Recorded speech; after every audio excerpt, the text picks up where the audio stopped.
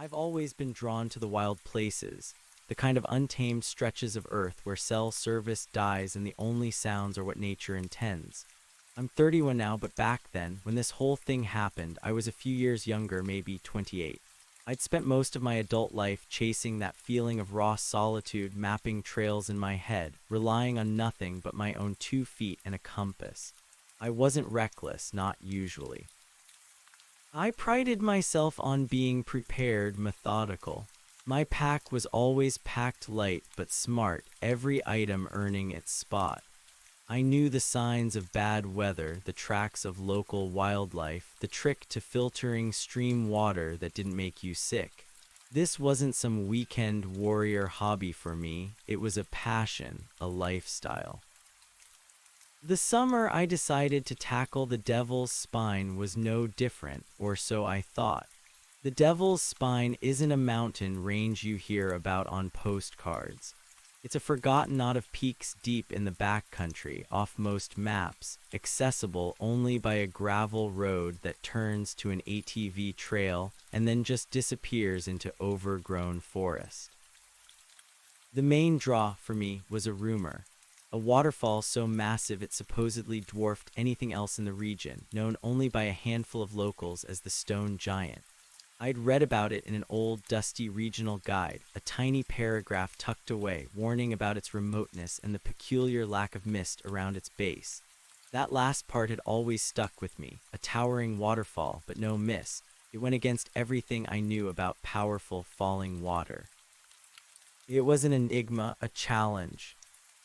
My plan was simple, drive in as far as the truck could go, then hike the rest. I'd budgeted 4 days, enough time for a 2-day trek in, a full day to explore the waterfall, and 2 days back out. I told my parents I was going camping in a familiar state park, a white lie to keep them from worrying. My girlfriend, Sarah, knew I was heading into the serious backcountry, but I downplayed the isolation. Just a challenging climb, I told her, promising to check in the moment I had service again. Looking back, that was my first mistake, a subtle shift from my usual meticulous honesty about my solo trips. It created a small gap in my safety net, a little thread pulled loose. I set out on a Tuesday morning, the kind of clear, crisp day that makes you feel invincible. The first day of hiking was tough but rewarding. The trail, what little there was barely more than game paths, overgrown and steep. I passed crumbling ruins of an old logging camp, swallowed by moss and vines, a reminder of past human ambition yielding to the relentless march of nature.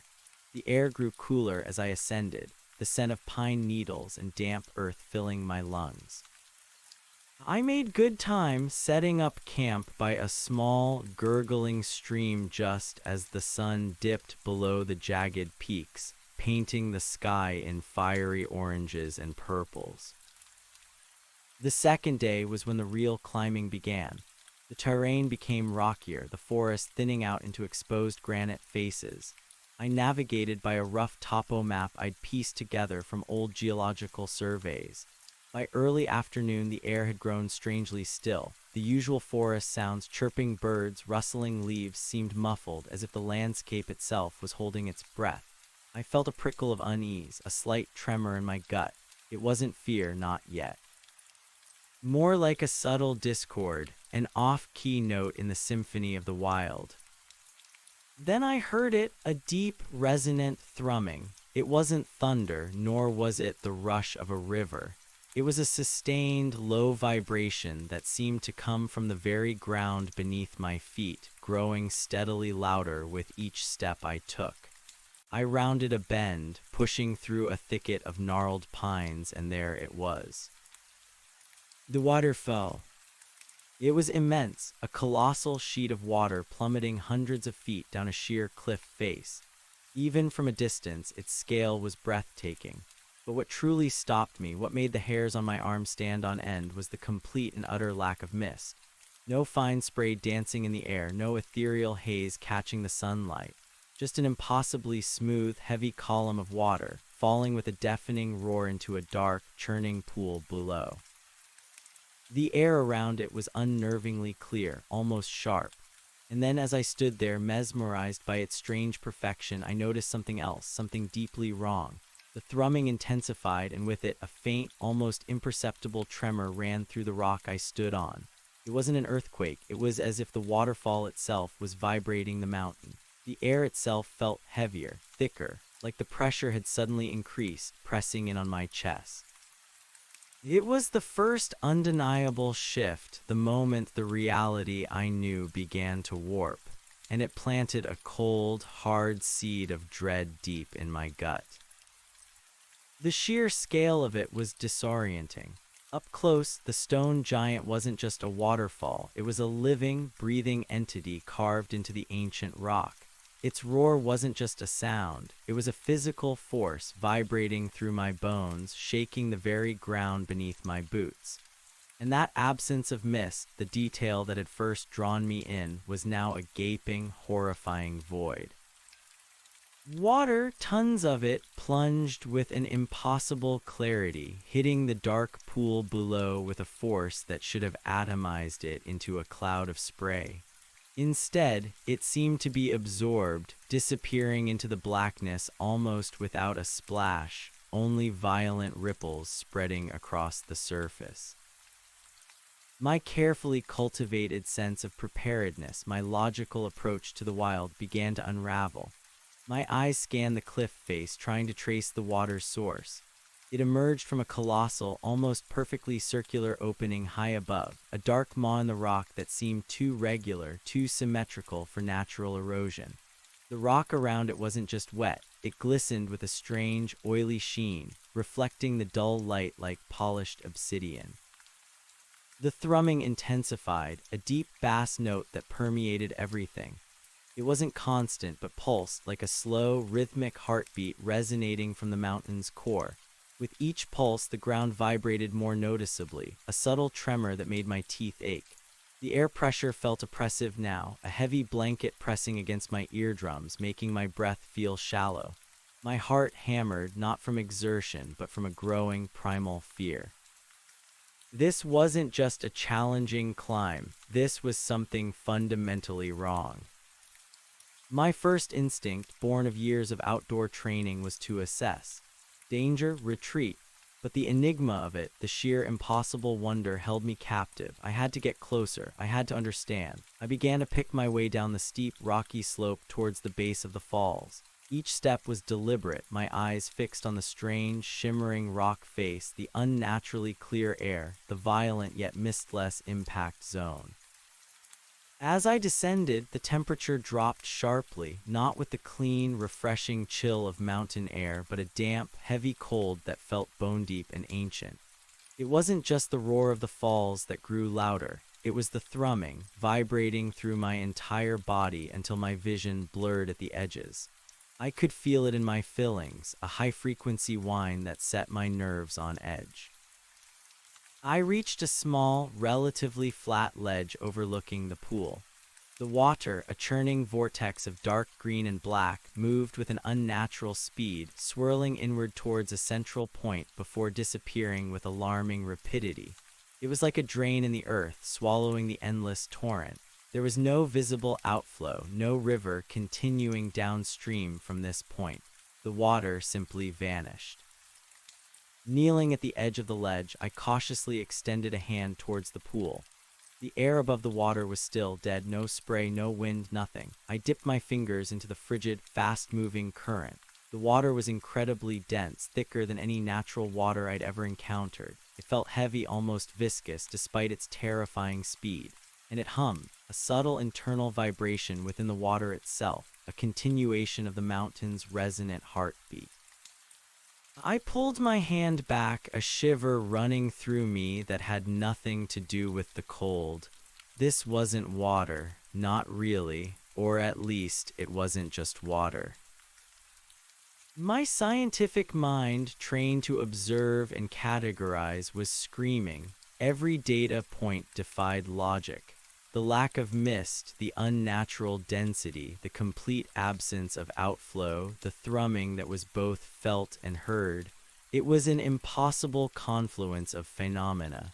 This wasn't a natural waterfall. I scanned the cliff face again, this time more intently. The rock was dark, metamorphic, but interspersed with strange veins of something almost metallic, a dull, coppery luster that gleamed faintly under the diffused light. These veins seemed to pulse, a subtle, almost imperceptible shift in their coloration, mirroring the thrumming of the mountain. And then I saw them. Carved into the colossal rock face, partially obscured by the endless flow of the water, were symbols. Not natural formations, not erosion. These were deliberate, geometric patterns, intricate and alien. They spiraled, interconnected, formed sharp angles and impossible curves unlike any petroglyphs I'd ever seen. They seemed to radiate an inner light, a faint, bioluminescent glow that flickered with the mountain's pulse, making the already unsettling scene even more surreal.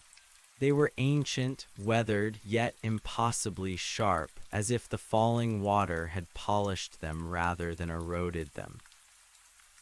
My blood ran cold. This wasn't wilderness. This was an artifact, an impossible, colossal artifact.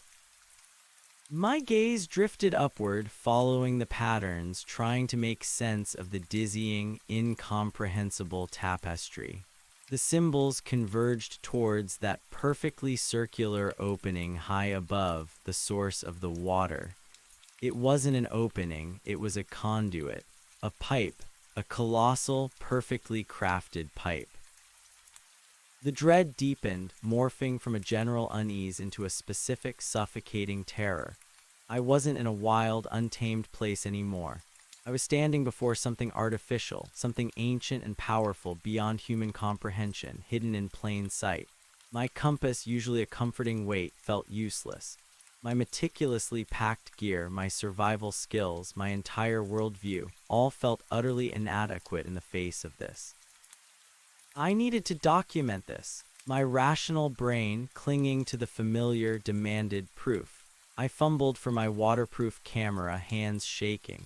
I needed pictures, a record, something to process later when my mind wasn't overloaded with sensory input and primal fear. I took several shots, aiming at the symbols, the strange metallic veins, the impossible pool. The camera's flash seemed weak, swallowed by the oppressive darkness, but the images captured the alien glow of the carvings. The thrumming intensified again, rising in pitch, a high-frequency whine now layered over the deep bass. The air pressure increased sharply, causing a painful popping in my ears. The ground vibrated violently, knocking me off balance. I stumbled back, grabbing onto a jagged outcrop of rock for support. Panic began to set in, a cold, sharp claw raking down my spine. Then from the circular maw high above, the source of the waterfall, a blinding flash of light erupted. It was a searing, incandescent blue, so intense it burned spots into my vision even through squinted eyes. The water itself seemed to shimmer, reflecting the light like liquid metal, and the carved symbols on the cliff face flared with an unbearable brilliance. The roar of the falls changed, deepening, gaining a guttural, almost mechanical quality. The thrumming became a deafening, continuous vibration that shook the mountain to its core.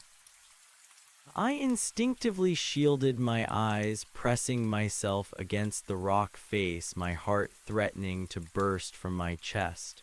What was happening? This wasn't just a natural phenomenon. This was an event. Something was activating, something was waking up. The blue light pulsed, expanding and contracting, casting eerie, shifting shadows across the canyon. The air became charged, a tingling, static sensation prickling my skin, making my hair stand on end. I could taste ozone, sharp and metallic, on my tongue. The pressure was immense, a physical weight on my chest, making it hard to breathe.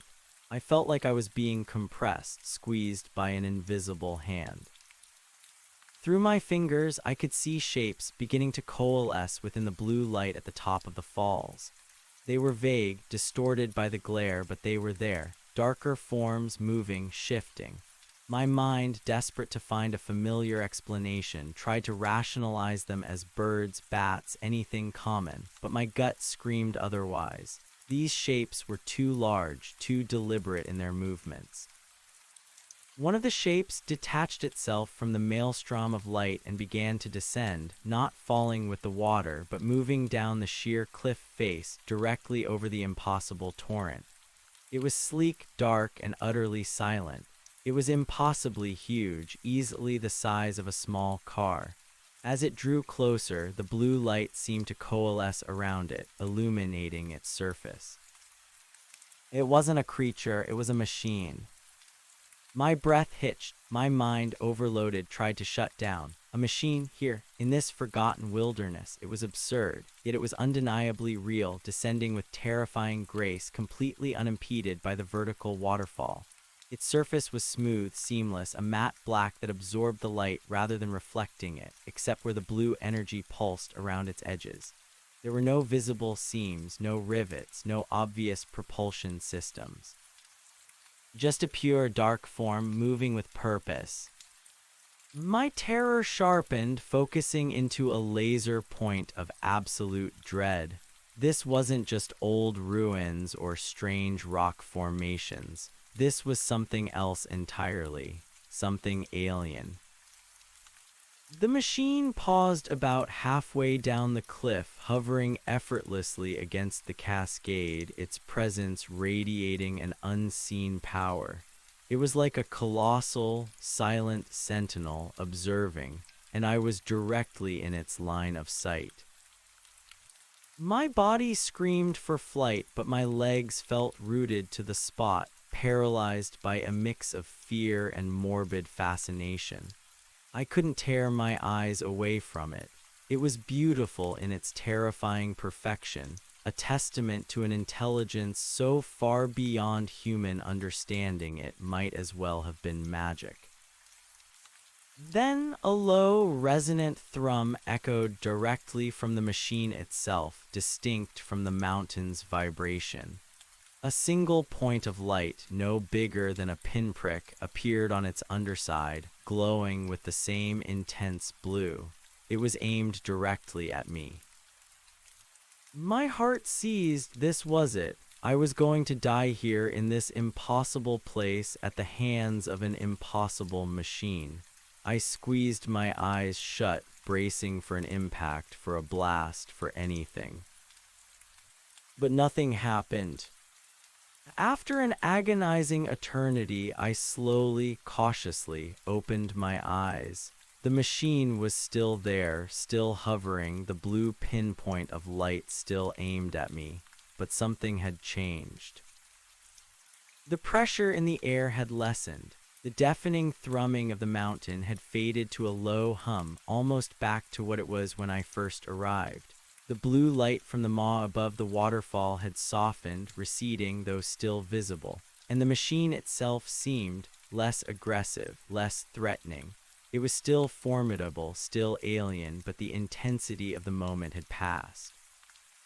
Then a faint, high-pitched whirring sound emanated from the machine.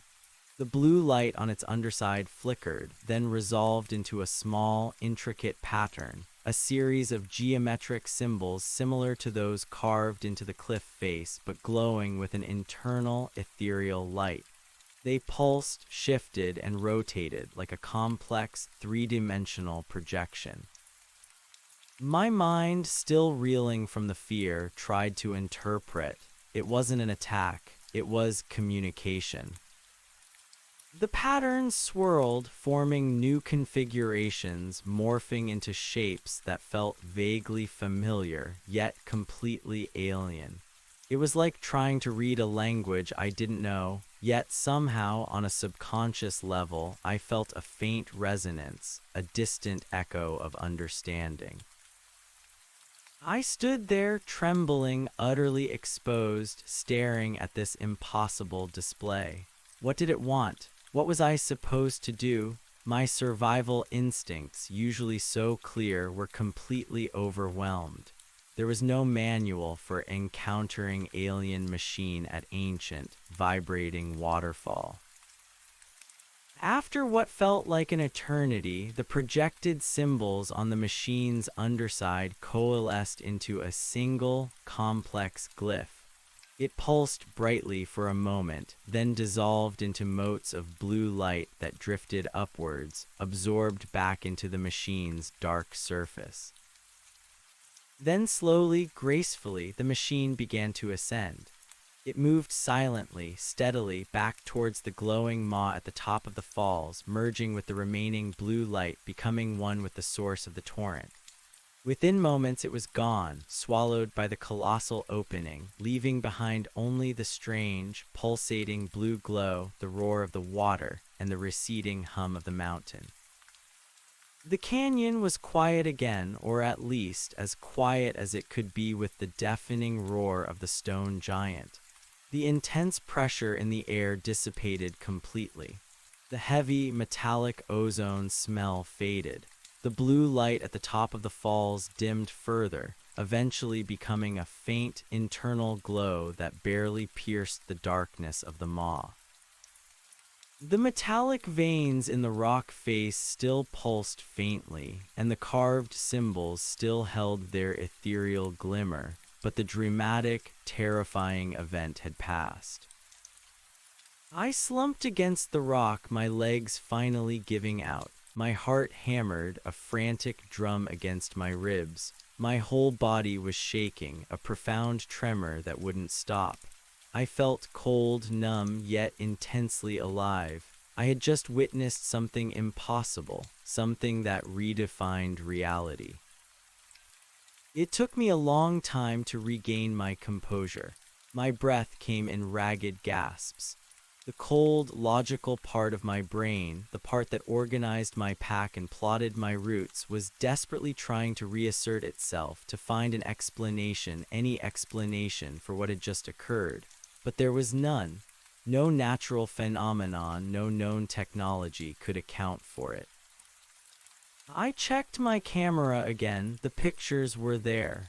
Blurry, some overexposed by the flash, but they showed the symbols, the strange rock, and even a faint, indistinct outline of the machine against the intense blue light. Proof, tangible proof that my mind hadn't conjured this. The sun had begun its slow descent.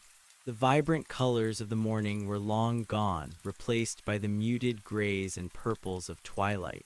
I realized with a jolt that I had spent hours, perhaps an entire afternoon, mesmerized and terrified at the base of the waterfall. My carefully planned itinerary was in shambles. I was supposed to have explored the waterfall and then set up camp.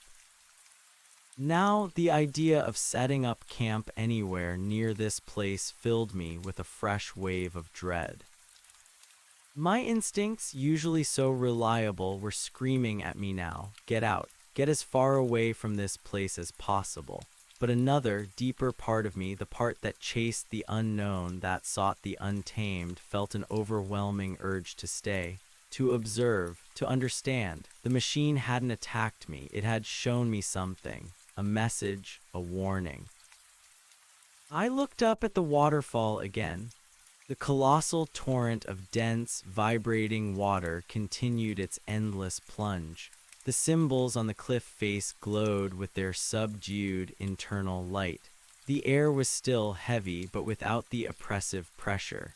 It was a place of profound, ancient power, and now of profound, alien mystery.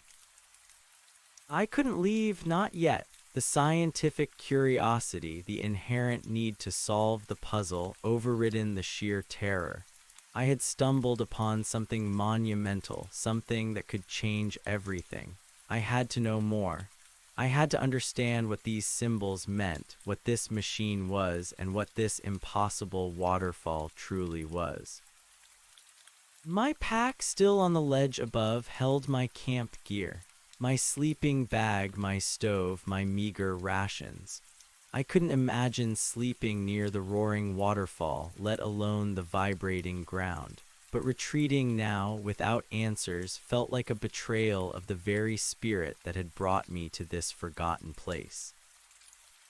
I slowly stood up, my muscles aching, my head pounding. I needed to eat, to think, to find some semblance of order in the chaos of my mind. The first priority was to find a safer spot, a more secluded camp where I could process what I had seen. The ledge I was on felt too exposed, too close to the source of the mystery. I began a hike back up the slope, away from the immediate vicinity of the pool, moving towards the tree line where I had first emerged. My movements were slow, deliberate, every nerve alert. The shadows were lengthening, turning the gnarled pines into monstrous silhouettes. The air grew colder, and a thin, wispy fog began to gather in the lower parts of the canyon, snaking around the ancient rocks. As I climbed, I kept glancing back at the waterfall. Its roar seemed to follow me, a constant reminder of the impossible spectacle. The symbols on the cliff face, even from a distance, seemed to pulse with a faint, hypnotic light. They were a beacon, a siren call to a mystery I now felt compelled to unravel. I found a small, sheltered alcove about a quarter-mile up the slope, tucked away behind a cluster of massive boulders and ancient, twisted trees. It was far enough from the immediate roar of the falls that I could think, but close enough that I could still hear its deep, continuous thrumming. The ground here felt more stable, less prone to the violent tremors I had experienced. Setting up camp was a mechanical process, my hands moving on autopilot while my mind raced. I pitched my lightweight tent, unfurled my sleeping bag, and began to boil water for a freeze-dried meal. The familiar rituals of camping usually brought comfort, a sense of grounding. Tonight they felt hollow, a flimsy shield against an unimaginable reality. As I waited for the water to boil, I pulled out my camera again. I scrolled through the pictures, zooming in, scrutinizing every detail. The symbols were indeed intricate, complex, unlike anything I had ever seen in any archaeological text or ethnographic study. They had a flow, a geometric elegance that suggested an advanced civilization, not ancient hunter-gatherers. The metallic veins in the rock were undeniably part of the structure, integrated into the mountain itself, not just natural deposits. And the blurred image of the machine, even with its indistinct edges, was terrifyingly real. A dark, seamless form wreathed in blue light, a silent, powerful enigma. I thought about Sarah, about my parents, about the lie I had told them. My chest tightened with a fresh wave of anxiety. What if I didn't make it back? What if this place consumed me, just as it seemed to consume the endless flow of water? I was alone, miles from any recognizable civilization, face to face with a secret that could shatter humanity's understanding of its place in the universe. The thought was both exhilarating and profoundly terrifying. The freeze-dried meal tasted like ash. My appetite was gone, replaced by a gnawing hunger for answers. I ate slowly, forcing myself to consume calories, knowing I needed my strength. As darkness deepened, the air grew even colder. The fog intensified, swirling around the trees, lending the landscape an otherworldly quality. I climbed into my tent, zipping the fly shut, seeking the illusion of safety. But the canvas walls offered no protection from the thrumming that still seeped into the earth, vibrating through my sleeping pad. I lay there, wide awake, staring up at the dimly lit fabric of my tent, my mind a whirl of questions. What was this place? A power source? A gateway? What did the symbols mean? And what was that machine? Was it a guardian, a caretaker, or was it merely a tool, part of a larger, incomprehensible system? I thought back to the old, dusty regional guide, the tiny paragraph about the stone giant and the peculiar lack of mist. Was that a deliberate omission, a subtle hint left by someone who knew, or was it simply an honest observation, unburdened by the understanding of the true nature of the falls? The warning about its remoteness seemed tragically understated now. Sleep was impossible. Every rustle of leaves, every creak of the ancient trees sent a jolt of adrenaline through me. I kept imagining the machine, silent and dark, reappearing from the swirling fog, its blue light piercing the darkness. I kept seeing the glowing symbols, intricate and alien, burning themselves into my retina. As the hours dragged on, the thrumming of the waterfall seemed to change subtly. It wasn't just a constant vibration anymore. It had a rhythm, a cadence, like a complex piece of music played on instruments I couldn't comprehend. I began to notice patterns within the patterns, subtle shifts in the frequency, faint harmonics that resonated deep within my chest.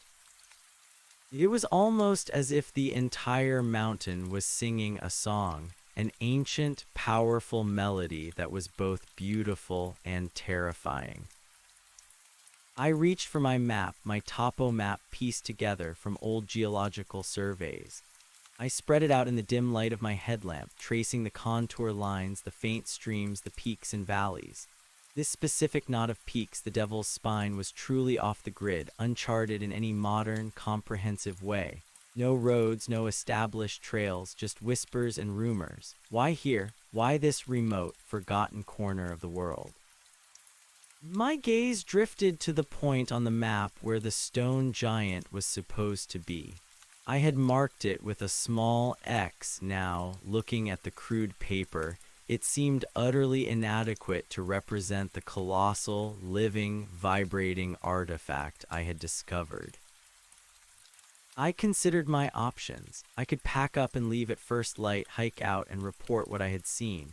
But to whom? Who would believe me, and what would I say? I found an alien machine at a waterfall that swallows water and vibrates with ancient symbols. I'd be laughed out of any scientific institution, probably committed to a mental hospital. I needed more proof, more understanding. The memory of the machine's communication, those shifting, glowing symbols, played back in my mind. What if it wasn't just a display? What if it was information? A language? My mind raced, trying to recall any symbols, any patterns that vaguely resembled what I had seen. Nothing. It was completely new, completely alien. But the machine hadn't harmed me. It had studied me, and then it had left. This suggested a non-hostile intelligence, or at least one that wasn't immediately aggressive. This distinction, however small, was enough to fuel my resolve. I had to stay. I decided my next course of action. I would spend the daylight hours mapping the area around the waterfall in more detail, searching for any other anomalies, any further clues.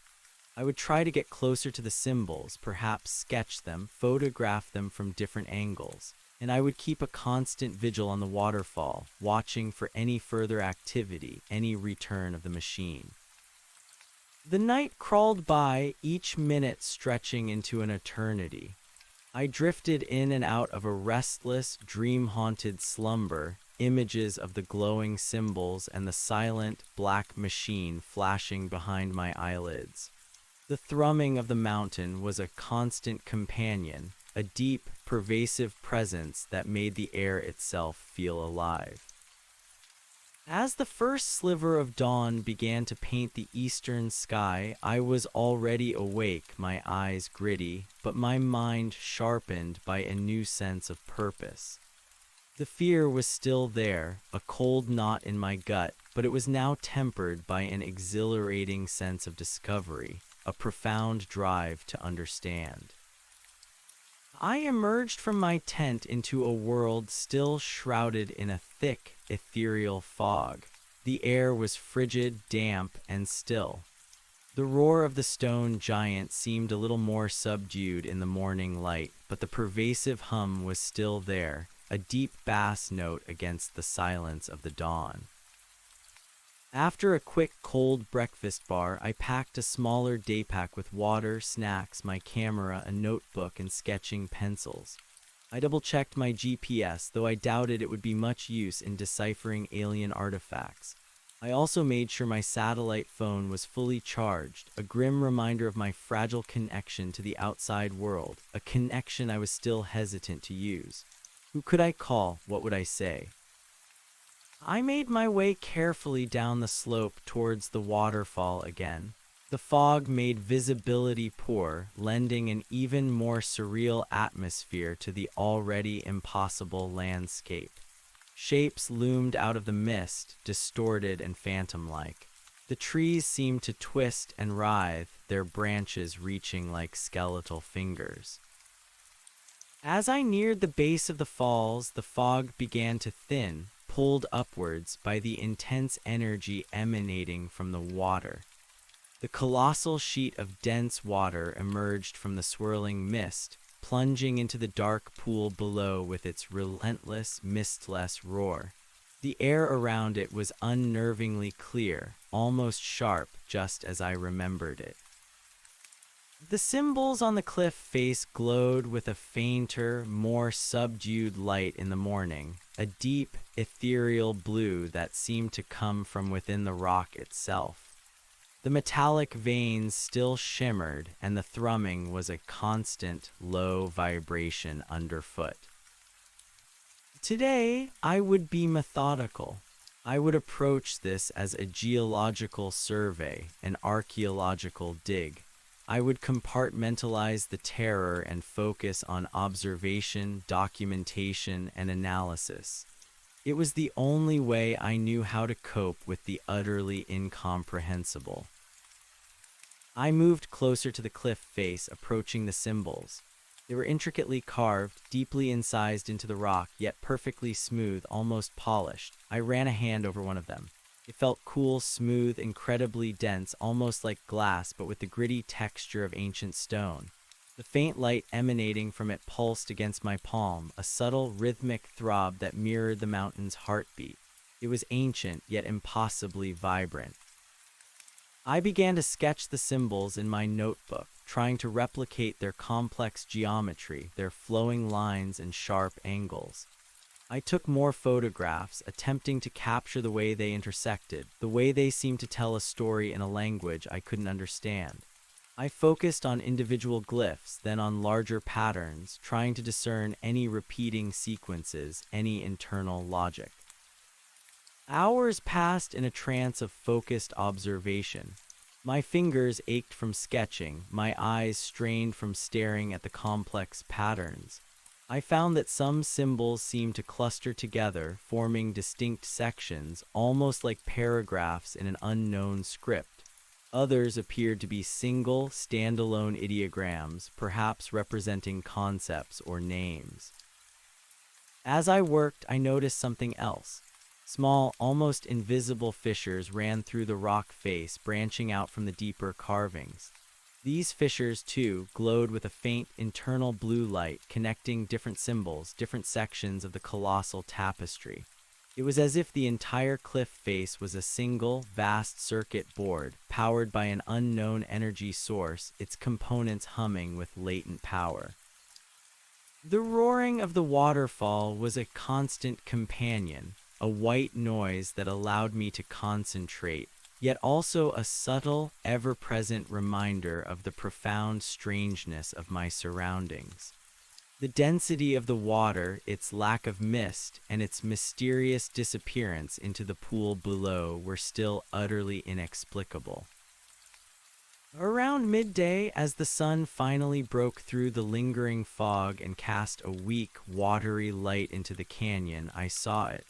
High above the falls, at the edge of the circular maw, something shifted. It wasn't the machine.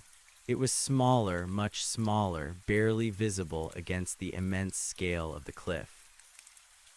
It was a figure. My heart leaped into my throat. A human figure here. It was impossible. I was miles from any trail, any road, in a place virtually unknown. Who could possibly be here? I squinted, trying to make out details. The figure was standing at the very edge of the opening, silhouetted against the faint blue glow. It was humanoid, undoubtedly, but something was off. It seemed too tall, too slender, its movements too deliberate, too slow. Then, as if sensing my gaze, the figure turned its head. Even from this distance, I felt the intensity of its stare. It wasn't looking at me, not directly, but observing the canyon, the falls, the entire area. Its head seemed to turn with a strange, almost mechanical precision. A surge of mixed emotions washed over me, relief that I wasn't alone, renewed terror at the sheer impossibility of another human being here, and a deep, unsettling suspicion. This wasn't a lost hiker. This was something else. The figure remained for several long minutes, a silent sentinel, observing. Then, just as slowly and deliberately as it had appeared, it retreated back into the maw, disappearing into the faint blue glow, leaving me once again alone in the overwhelming presence of the stone giant. My breath came in ragged gasps. A human, or something that looked human. My mind immediately went to the machine.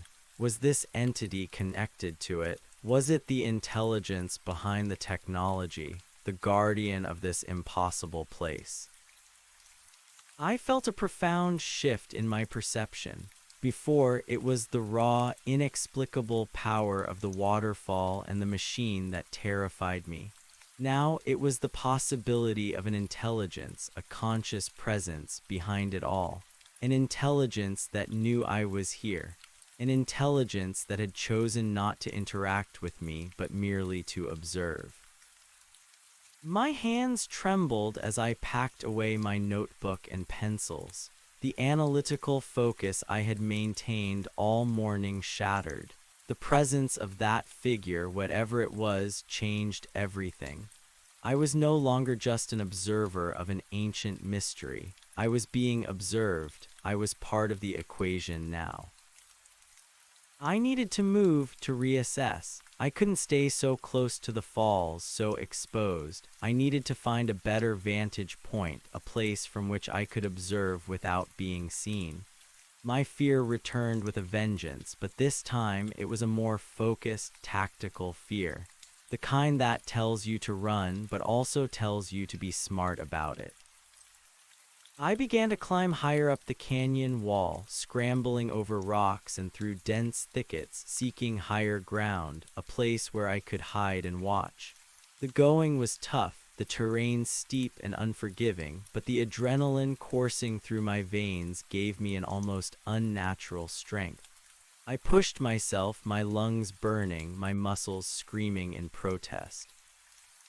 Finally, after nearly an hour of strenuous climbing, I reached a small, hidden cave entrance, partially obscured by a cascade of thick ivy. It was high up, overlooking the entire canyon, with a perfect, unobstructed view of the stone giant. From here I could see the circular maw, the sheer cliff face with its glowing symbols, and the churning pool below. I was far enough away that the roar of the falls was muffled, a distant rumble rather than a deafening blast. The thrumming was still there, but muted, a gentle vibration underfoot. I crawled into the cave, careful not to disturb the ivy, and settled into a crouch. The air inside was cool, still, and smelled faintly of damp earth and something else, something metallic and ancient, a scent I couldn't quite place. I pulled out my binoculars and focused them on the waterfall. The maw was still there, glowing faintly. The symbols on the cliff face still pulsed with their internal light, but there was no sign of the figure, no sign of the machine. The canyon seemed quiet, serene even, despite the colossal energy emanating from the falls. It was as if the entity, whatever it was, had simply observed, then retreated back into its sanctuary. I spent the rest of the afternoon in that cave, a silent sentinel watching, waiting. The sun began its slow descent, painting the sky in fiery oranges and deep purples. The shadows lengthened, creeping across the canyon floor, gradually engulfing the waterfall in gloom. As darkness fell, the blue glow from the symbols intensified, becoming more vibrant, more ethereal. almost pulsing with a life of its own against the gathering night. The thrumming of the mountain also intensified with the darkness, gaining a deeper resonance, a more pronounced rhythm. It was a constant, low murmur that seemed to fill the entire canyon, a lullaby of ancient power. My mind, exhausted but still hyper-alert, began to pick out those subtle shifts in frequency again, the harmonic overtones. It was like a complex symphony, playing on an unimaginable scale. I realized then that the waterfall wasn't just a place of power, it was a vast, ancient machine itself. The water was a conduit, the cymbals were a control panel, and the thrumming was the sound of its operation. And the figure, the human figure, was its operator, its guardian, or perhaps even its creator. This was no natural wonder. This was a technology beyond anything humanity had ever conceived. And it was hidden here, deep in the forgotten heart of the devil's spine, operating continuously for unknown millennia, performing an unknown function. I pulled out my satellite phone, my thumb hovering over the on button. The temptation to reach out to tell someone, anyone, was immense. But the logical part of my brain, the part still fighting for control, knew it was futile. Who would believe me? What concrete proof did I have beyond blurry photos and a wild story? I needed more. I needed answers. I put the phone away. I was committed now. I wouldn't leave until I had some semblance of understanding, or until I was forced to. This was no longer just an adventure, it was a mission. As the moon rose, casting a silver sheen over the canyon and illuminating the glowing blue symbols, I thought about the sheer audacity of this place. A device of such immense power and antiquity, hidden from the world, silently operating for a purpose unknown. And I, a solitary hiker, had stumbled upon it. The thought was staggering. The silence of the cave, broken only by the distant roar and hum of the stone giant, pressed in on me. I felt a profound sense of isolation, but also a strange, almost spiritual connection to this place, this impossible artifact. I was a witness, a privileged observer to a secret that had been kept for ages. I leaned back against the cold, damp rock of the cave wall, my eyes fixed on the glowing waterfall. The blue light from the symbols pulsed, a slow, steady rhythm that seemed to sync with my own heartbeat. I knew then, with absolute certainty, that my life had irrevocably changed. I was no longer just an outdoor enthusiast. I was an accidental discoverer, caught in the thrall of an ancient, alien mystery. My journey into the wild had led me not to untouched nature, but to something far, far more profound and far more terrifying. This was just the beginning. The next morning, the cave was cold and still. I shivered, not just from the chill in the air, but from the memory of yesterday's revelation, the figure at the maw of the waterfall. It had been undeniably humanoid, yet eerily deliberate in its movements, its gaze sweeping the canyon with an unnerving precision. It solidified my conviction. This wasn't just an ancient power source. It was actively monitored, perhaps even operated. My sleep had been fractured, filled with vivid, unsettling dreams. The glowing symbols pulsed behind my eyelids, the thrumming of the mountain echoed in my ears, and the silent, dark machine hovered in the periphery of my subconscious. But through the exhaustion, a new clarity had emerged. I was no longer a terrified bystander. I was an intruder, a witness, and the entity, whatever it was, knew I was here. I slowly sat up, stretching my stiff muscles. The air in the cave still carried that faint metallic, ancient scent, a smell that now felt less mysterious and more like the telltale sign of advanced machinery. I pulled out my headlamp, its beam cutting through the darkness, illuminating the rough rock walls. My eyes scanned the cave floor. Nothing immediately apparent, just damp earth and scattered pebbles. After a quick, unsatisfying breakfast of granola bars, I decided my strategy for the day. I needed to be cautious, but I also needed to gather more information. The cave offered a safe, hidden vantage point, but it wouldn't provide the answers I craved. I had to venture out, but with a new awareness, a hunter's stealth, constantly mindful of the possibility of being watched. I packed my day pack, ensuring my camera, notebook, and binoculars were easily accessible. My satellite phone remained off, a silent promise to myself that I wouldn't alert the outside world until I had something more substantial, something undeniable.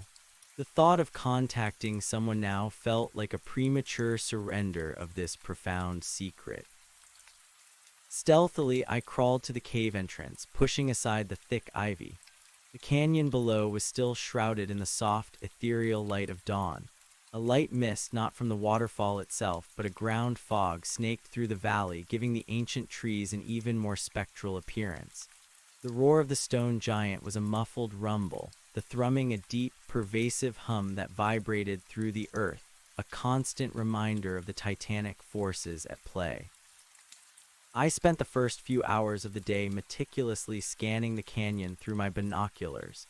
I focused on the maw, on the cliff face, on the surrounding peaks. No sign of the figure, no sign of the machine.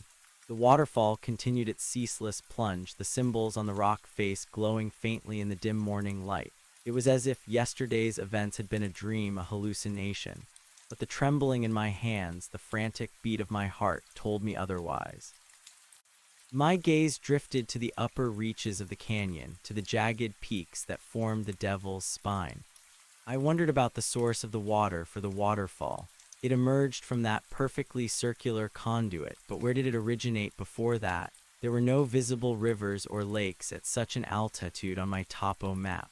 It was another impossible detail, another piece of the puzzle that defied natural explanation.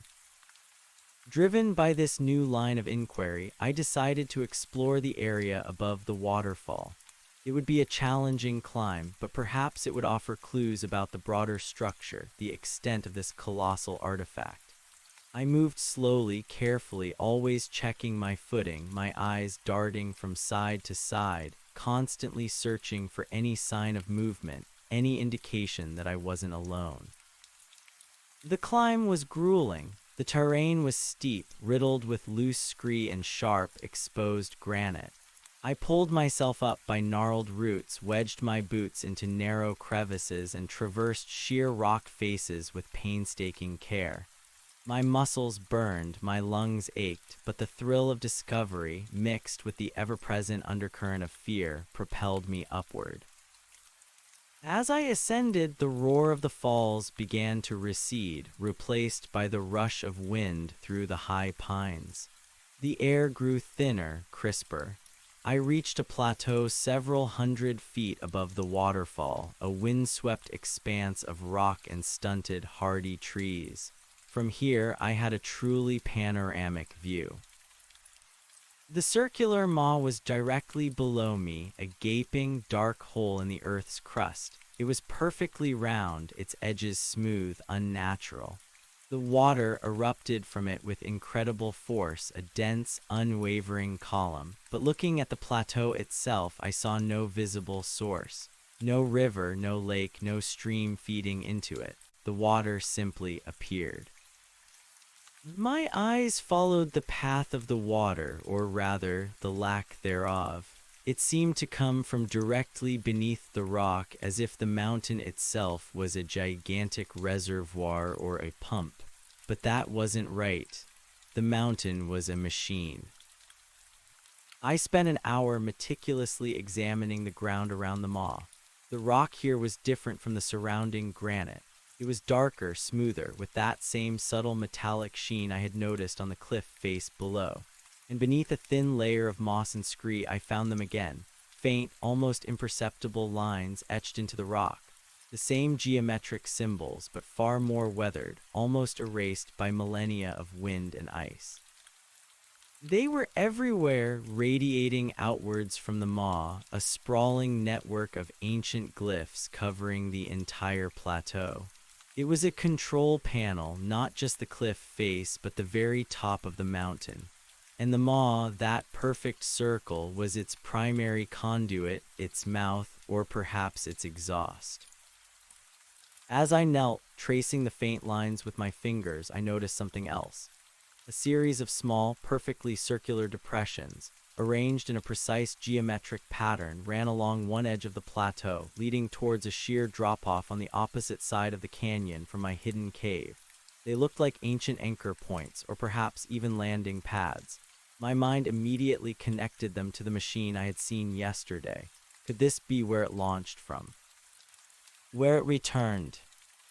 The thought spurred me to move. I followed the pattern of depressions, scrambling across the rugged terrain. As I approached the edge of the plateau, the wind picked up, howling through the narrow passages between the peaks. I peered over the edge. It was a dizzying drop, hundreds of feet down into a narrow, shadowed gorge. And there it was, not a landing pad, not an anchor point. It was a massive, perfectly rectangular platform carved directly into the cliff face about 100 feet below where I stood. It was almost indistinguishable from the rock itself, camouflaged by its seamless construction and the same matte black material as the machine. Its surface was smooth, unblemished, and at its center a faint blue light pulsed, almost imperceptibly, mirroring the beat of the symbols below. This wasn't just a platform, it was a docking station. A hangar, and it was enormous, easily large enough to accommodate multiple machines like the one I had witnessed. My breath caught in my throat. This wasn't just a hidden waterfall, it was a hidden base, an ancient alien installation. I carefully descended to the platform. The descent was treacherous, requiring all my climbing skills, but the discovery had ignited a desperate need for proximity, for further examination. When I finally reached it, my boots scraping against the smooth, dark surface, the air felt different here. Charged, a faint hum emanated from the platform itself, a lower frequency than the waterfall's thrum, but equally pervasive. The metallic scent was stronger too, almost overpowering. I knelt, running my hand over the surface. It was cool, smooth, and incredibly hard. There were no seams, no visible entry points, no controls. Just that faint, rhythmic blue pulse in the center, like a hidden heart beating within the rock. I took out my camera, snapping dozens of photos, trying to capture the sheer scale, the impossible perfection of its construction. As I photographed, I noticed something peculiar about the light pulse. It wasn't uniform. It subtly changed hue from a soft cerulean to a deeper indigo, then back again, almost like a breathing pattern. And within the light, I could discern faint, shifting patterns, fleeting echoes of the symbols below. It was as if the platform was not just a docking station, but a gigantic, quiescent display waiting for activation.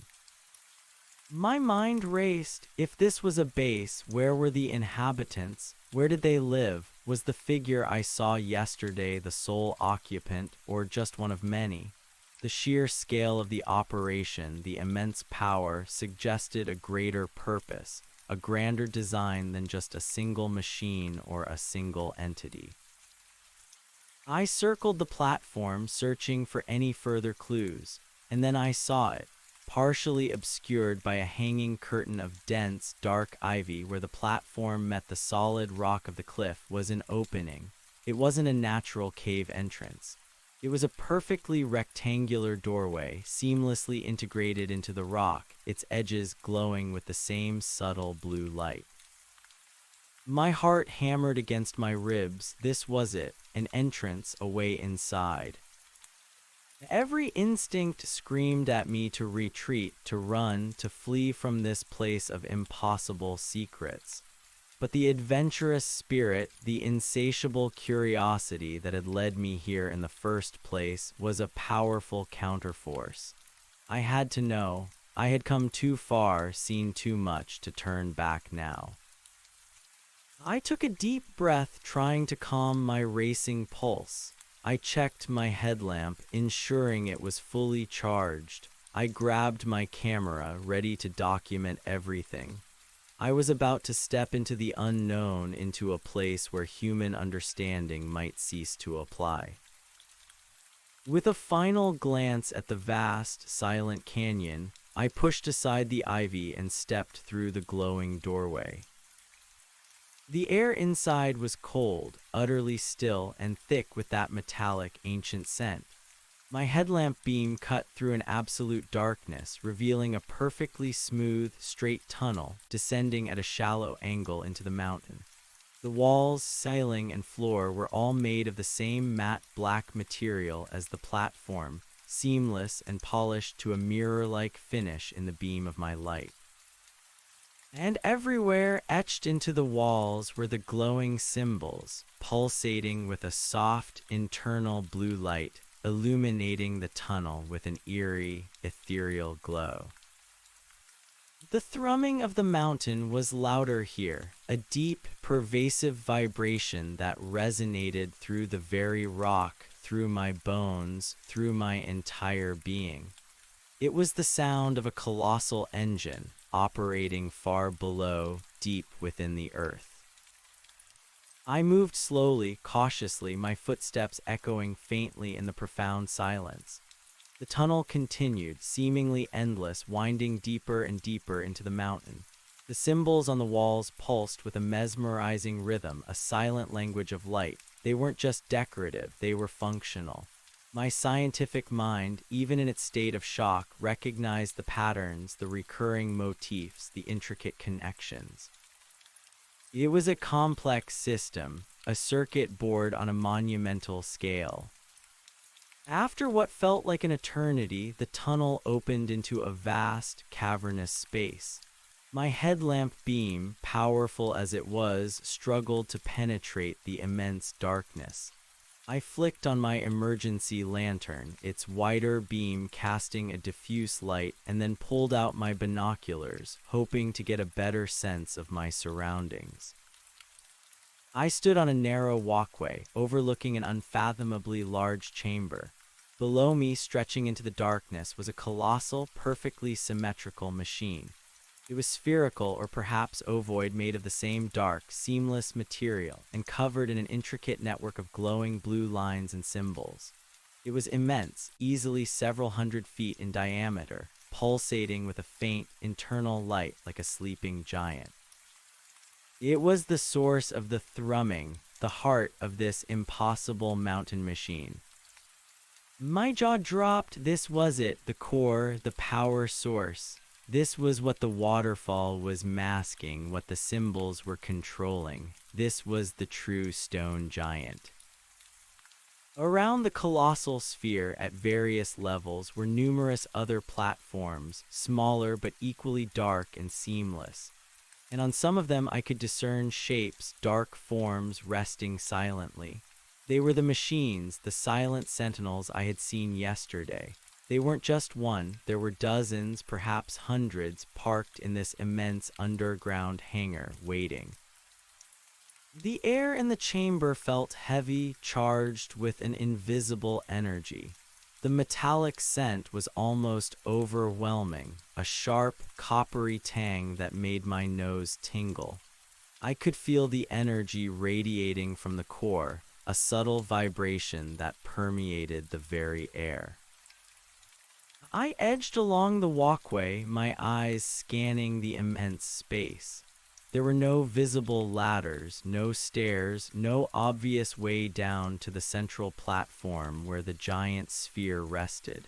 It was as if this place was designed for beings who could float or fly. As I ventured further along the walkway, I noticed something else.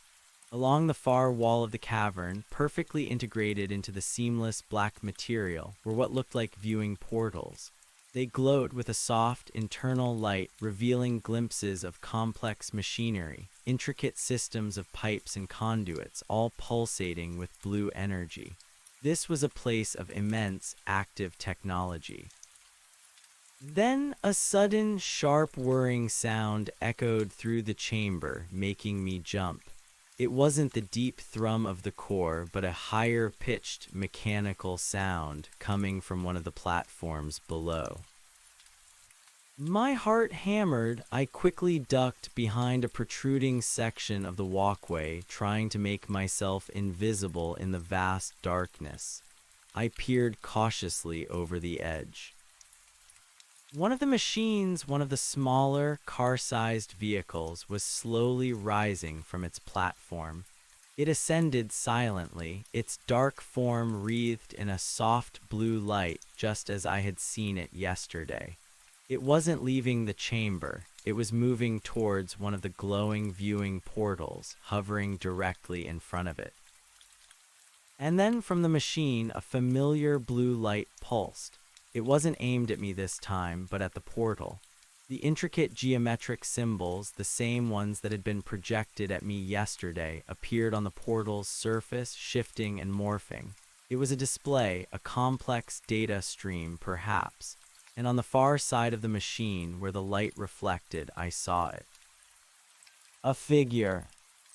It was standing on the platform next to the rising machine, silhouetted against the internal blue glow of the symbols. It was the same figure I had seen yesterday, tall and slender, its movements slow and deliberate. It was observing the display, its head tilted slightly, as if processing the information. My breath hitched. I was not alone. I was in their home, their base, and I was deeply, profoundly vulnerable. I froze, barely daring to breathe, my entire body tense.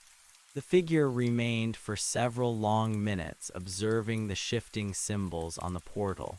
It seemed oblivious to my presence, focused entirely on the display.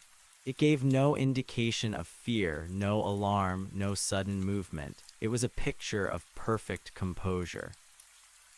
Then the blue light from the machine and the portal dimmed. The projected symbols vanished.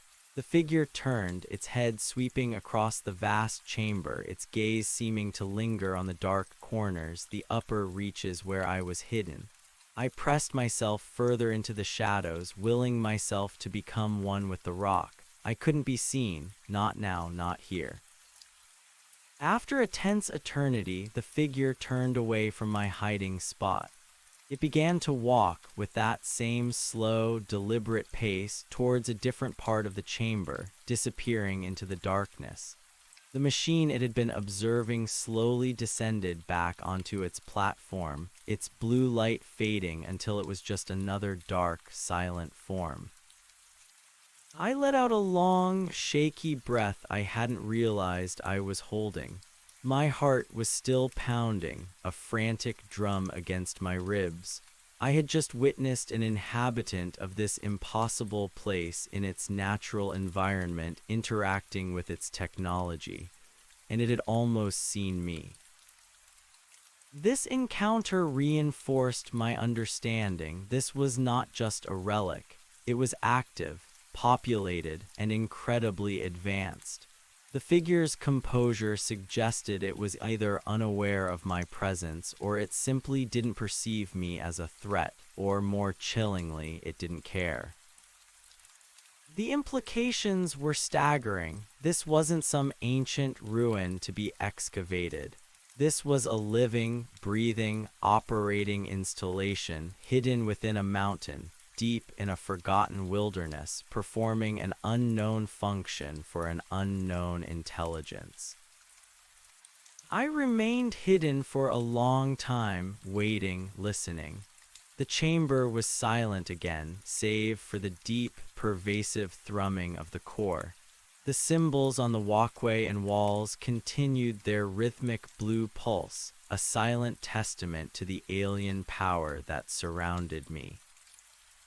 My mind, still reeling from the close encounter, began to process what I had seen.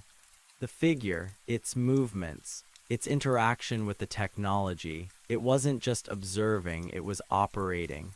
This confirmed my initial suspicion. This was an intelligence, a conscious entity controlling this ancient machine.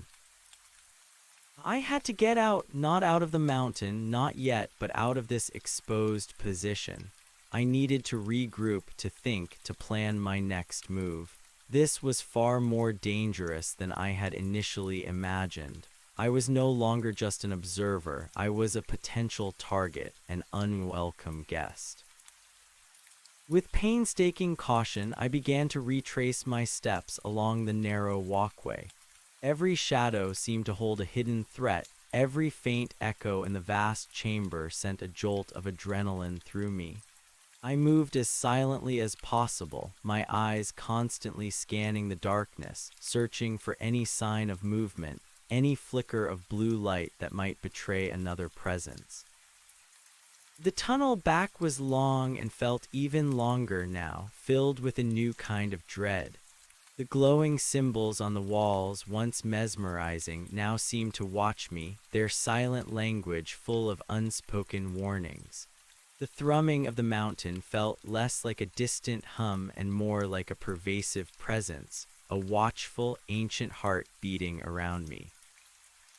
When I finally emerged from the glowing doorway onto the dark, wind-swept platform, the night had fully descended.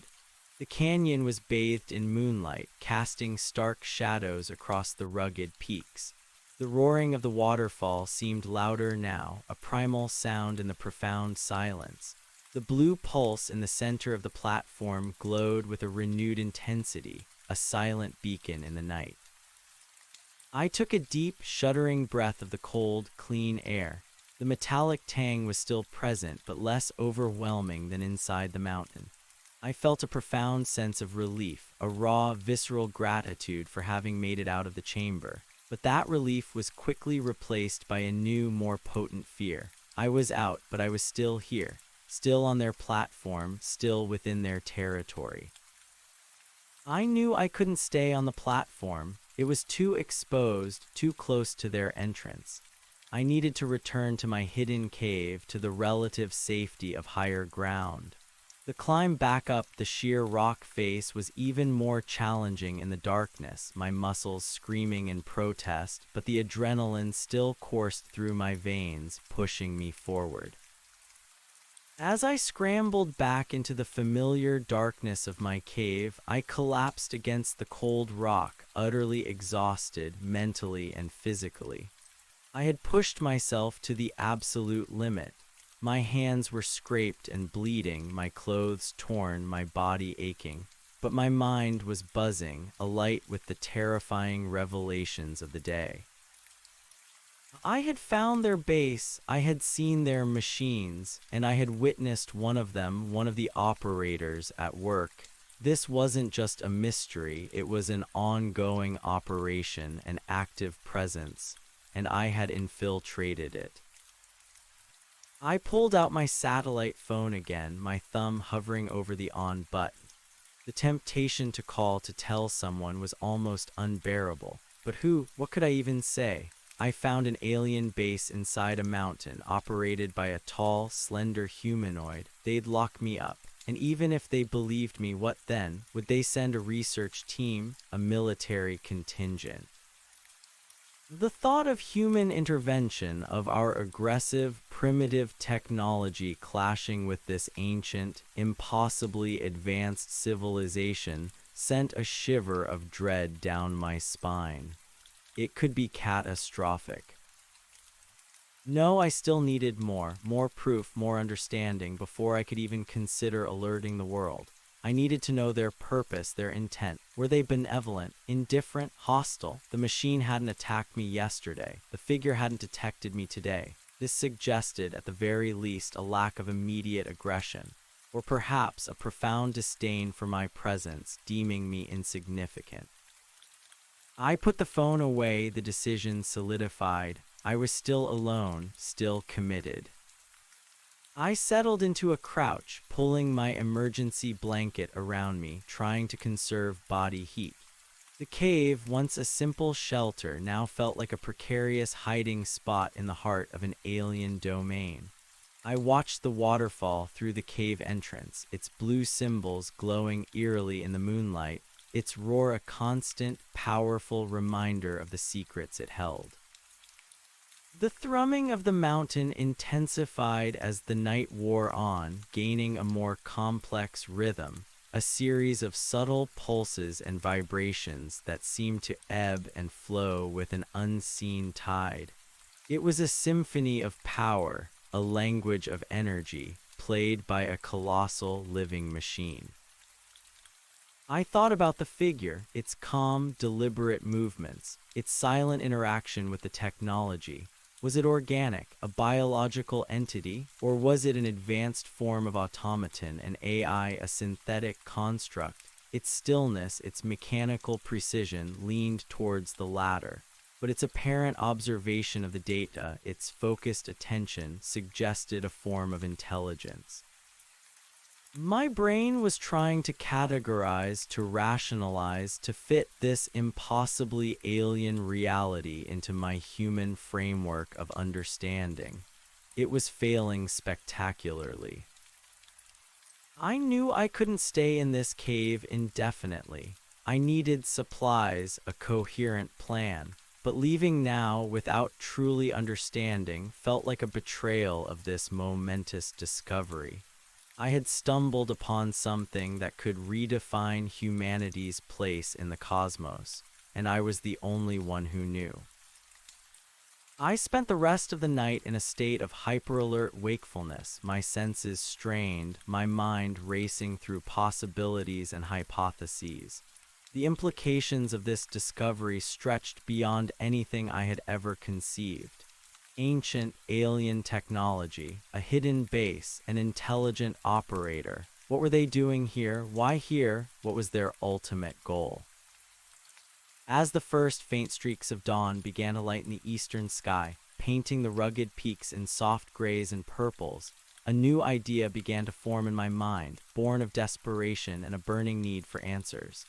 I couldn't risk re-entering the base yet, but I could try to understand the symbols. They were everywhere, on the cliff face, on the walls of the tunnel, on the great core itself, and even projected by the machines. They were the language of this place. If I could begin to decipher even a fraction of them, it might unlock some of the mountain's secrets. My knowledge of ancient languages and semiotics was rudimentary at best, limited to a few university electives. But I had a camera, a notebook, and an unwavering resolve. I would return to the cliff face, to the open-air display, and spend the day meticulously documenting every symbol, every pattern. Perhaps through sheer repetition, through observation of context, I could find a Rosetta Stone, a key to unlock this alien script. It was a long shot, a desperate gamble, but it was the only path forward I could see. My journey into the wild had led me to the edge of human knowledge, to a place where science fiction became terrifying reality. And I, an accidental hiker, was now standing on the precipice of an unimaginable truth, driven by an almost suicidal compulsion to peer over the edge. The stone giant was no longer just a waterfall, it was a door, and I had already stepped through it. The first rays of dawn brought a chilling resolve. My body ached, but my mind, strangely clear despite the exhaustion, was focused on the task ahead, deciphering the alien symbols. It was a monumental undertaking, bordering on the insane, but it was the only way to pierce the veil of this impossible reality. I had no other choice. I crawled out of the cave, the cold morning air biting at my skin. The canyon was a tapestry of shifting grays and purples, the last tendrils of night clinging to the deepest crevices. The stone giant roared its ceaseless song, its blue symbols on the cliff face glowing with a subdued luminescence like embers under ash. The thrumming, that constant, deep vibration, resonated up through the earth, a living pulse beneath my feet. My daypack felt heavier than usual, laden with the weight of my desperate hope. Water, snacks, camera, notebook, pencils, my meager tools against an intelligence far beyond human comprehension.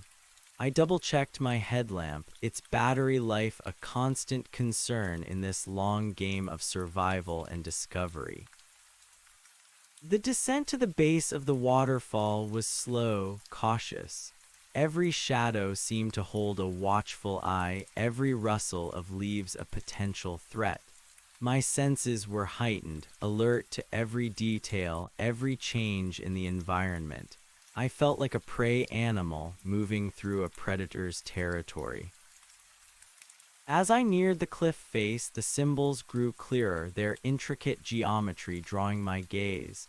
They were still beautiful, still mesmerizing, but now they also held a terrifying weight, the weight of an unknown language, an unknown purpose. I chose a section of the cliff face, a cluster of glyphs that seemed distinct and relatively isolated, to begin my meticulous work. I started by taking photographs, attempting to capture the symbols from various angles in different light conditions. The morning sun, when it finally pierced the canyon, made the blue glow fade, but highlighted the carvings themselves, revealing subtle variations in their depth and texture. I zoomed in, trying to discern any tool marks, any indications of how they were created, but the lines were impossibly smooth, perfectly incised, as if burned or extruded from the very rock. Then came the sketching, hours blurred into a trance of focused observation. My hand moved automatically, replicating the alien script in my notebook. I tried to be as precise as possible, noting every curve, every angle, every intersection. I copied individual glyphs, then groups, then larger patterns, searching for any repetition, any symmetrical elements, any internal logic. It was painstaking work. My eyes burned, my fingers cramped, and my brain ached with the effort of trying to perceive meaning where there was none, to find a pattern in what seemed like elegant chaos. The symbols were complex, multi-layered. Some appeared to be standalone, like individual words.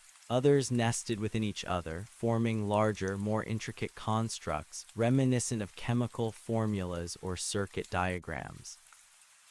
I hypothesized, were they pictograms, ideograms, a phonetic alphabet, a mathematical language? The precision and complexity suggested a high level of abstraction. There were no obvious depictions of objects or creatures, no simple representations that hinted at their meaning. It was pure information, encoded in light and stone. As the sun climbed higher, casting a harsh, direct light into the canyon, I noticed something new about the symbols. The faint, almost invisible fissures I had observed yesterday, connecting different glyphs, seemed to pulse with a slightly increased intensity under the direct sunlight. It was as if the sun itself was feeding energy into the system, or perhaps reacting with it. I made a note of this, a tiny detail but potentially significant. My focus narrowed to a specific section, a sequence of roughly a dozen glyphs that seemed to repeat with slight variations, almost like a sentence structure. I meticulously sketched them, cross-referencing with other parts of the cliff face where similar patterns appeared. Was this a verb conjugation, a noun declension, a mathematical operation? My human linguistic framework felt utterly inadequate. Frustration mounted. I felt like an infant trying to understand quantum physics.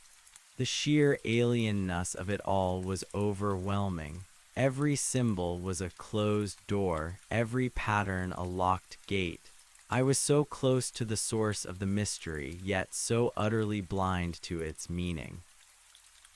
Mid-afternoon found me slumped against the rock, my head spinning, my notebook filled with indecipherable scrawls. I ate a granola bar, forcing down the dry calories, trying to revive my flagging energy.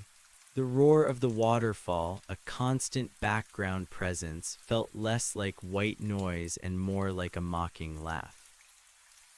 As I rested, my gaze drifted to the waterfall itself. The dense, vibrating water continued its ceaseless plunge, and then I noticed it, a subtle shift. The flow, usually perfectly uniform, seemed to ripple momentarily, a barely perceptible disturbance that moved through the colossal sheet like a shiver. It was gone as quickly as it appeared, but I saw it. It wasn't natural. It was a momentary glitch, an almost imperceptible fluctuation in the machine's operation. My head snapped back to the symbols. Could there be a connection? Was the water reacting to the symbols? Or were the symbols reacting to some internal state of the water? I immediately returned to my work, now with a renewed sense of urgency, searching for any corresponding change in the symbols, any flicker, any shift in their glow. But there was nothing. The blue light pulsed with its steady rhythm, utterly indifferent to the momentary ripple in the waterfall. The sun began its descent, painting the western peaks in fiery hues. The canyon floor grew dim, and the blue glow of the symbols on the cliff face began to intensify, gaining a richer, more vibrant hue against the encroaching darkness. It was a majestic, terrifying sight. I continued working until the last vestiges of twilight faded, my headlamp illuminating my notebook and the section of symbols I was focused on. My fingers were raw, my eyes strained, but I felt a small victory. I had documented perhaps 100 unique glyphs and several recurring patterns. It wasn't understanding, but it was data. It was a start. As night fully enveloped the canyon, I reluctantly packed up my gear. The thought of staying exposed at the base of the waterfall, even for a moment longer, was unbearable. The chilling memory of the humanoid figure at the maw and my almost discovery inside the base still haunted me. I needed the safety of my cave. The climb back up the slope was arduous in the darkness, but my body moved with a familiar rhythm, muscle memory guiding me. The roar of the falls receded, the thrumming became a more distant rumble, and the glowing symbols on the cliff face became a beacon, a silent challenge in the night. Back in the cave, I collapsed, utterly spent. My muscles screamed, but my mind refused to quiet. I pulled out my notebook and headlamp, spreading out my crude sketches. I began to organize them, trying to group similar glyphs to identify any patterns in their appearance or clustering. It was a shot in the dark, a desperate attempt to find meaning where there seemed to be none. I noticed something then, a faint, almost invisible phosphorescence on my fingertips. It was a pale blue, mirroring the glow of the symbols. When I touched the rock, when I ran my hand over the glyphs, I had absorbed some of their energy, some of their essence. It was a subtle detail, easily dismissed, but it underscored the active, living nature of the ancient technology. These weren't just inert carvings, they were conduits, alive with unknown power. As the moon rose, casting long, spectral shadows, I found myself staring at a particular cluster of symbols. They were distinct, appearing repeatedly at what seemed to be significant junctions in the larger patterns. One, in particular, was a perfect hexagon enclosing a series of concentric circles. Another was a complex, interlocking series of triangles. My gut instinct, that unreliable compass in uncharted territory, whispered that these were important, perhaps foundational elements of the language. Sleep was still a distant dream. My mind raced, trying to find connections to unlock the code. I thought about all the different types of languages I knew, from programming to ancient hieroglyphs. What if it wasn't a spoken language at all, but a direct interface, a mental command system? What if the symbols were meant to be interacted with, not just read? The thought sent a shiver down my spine. I had touched them.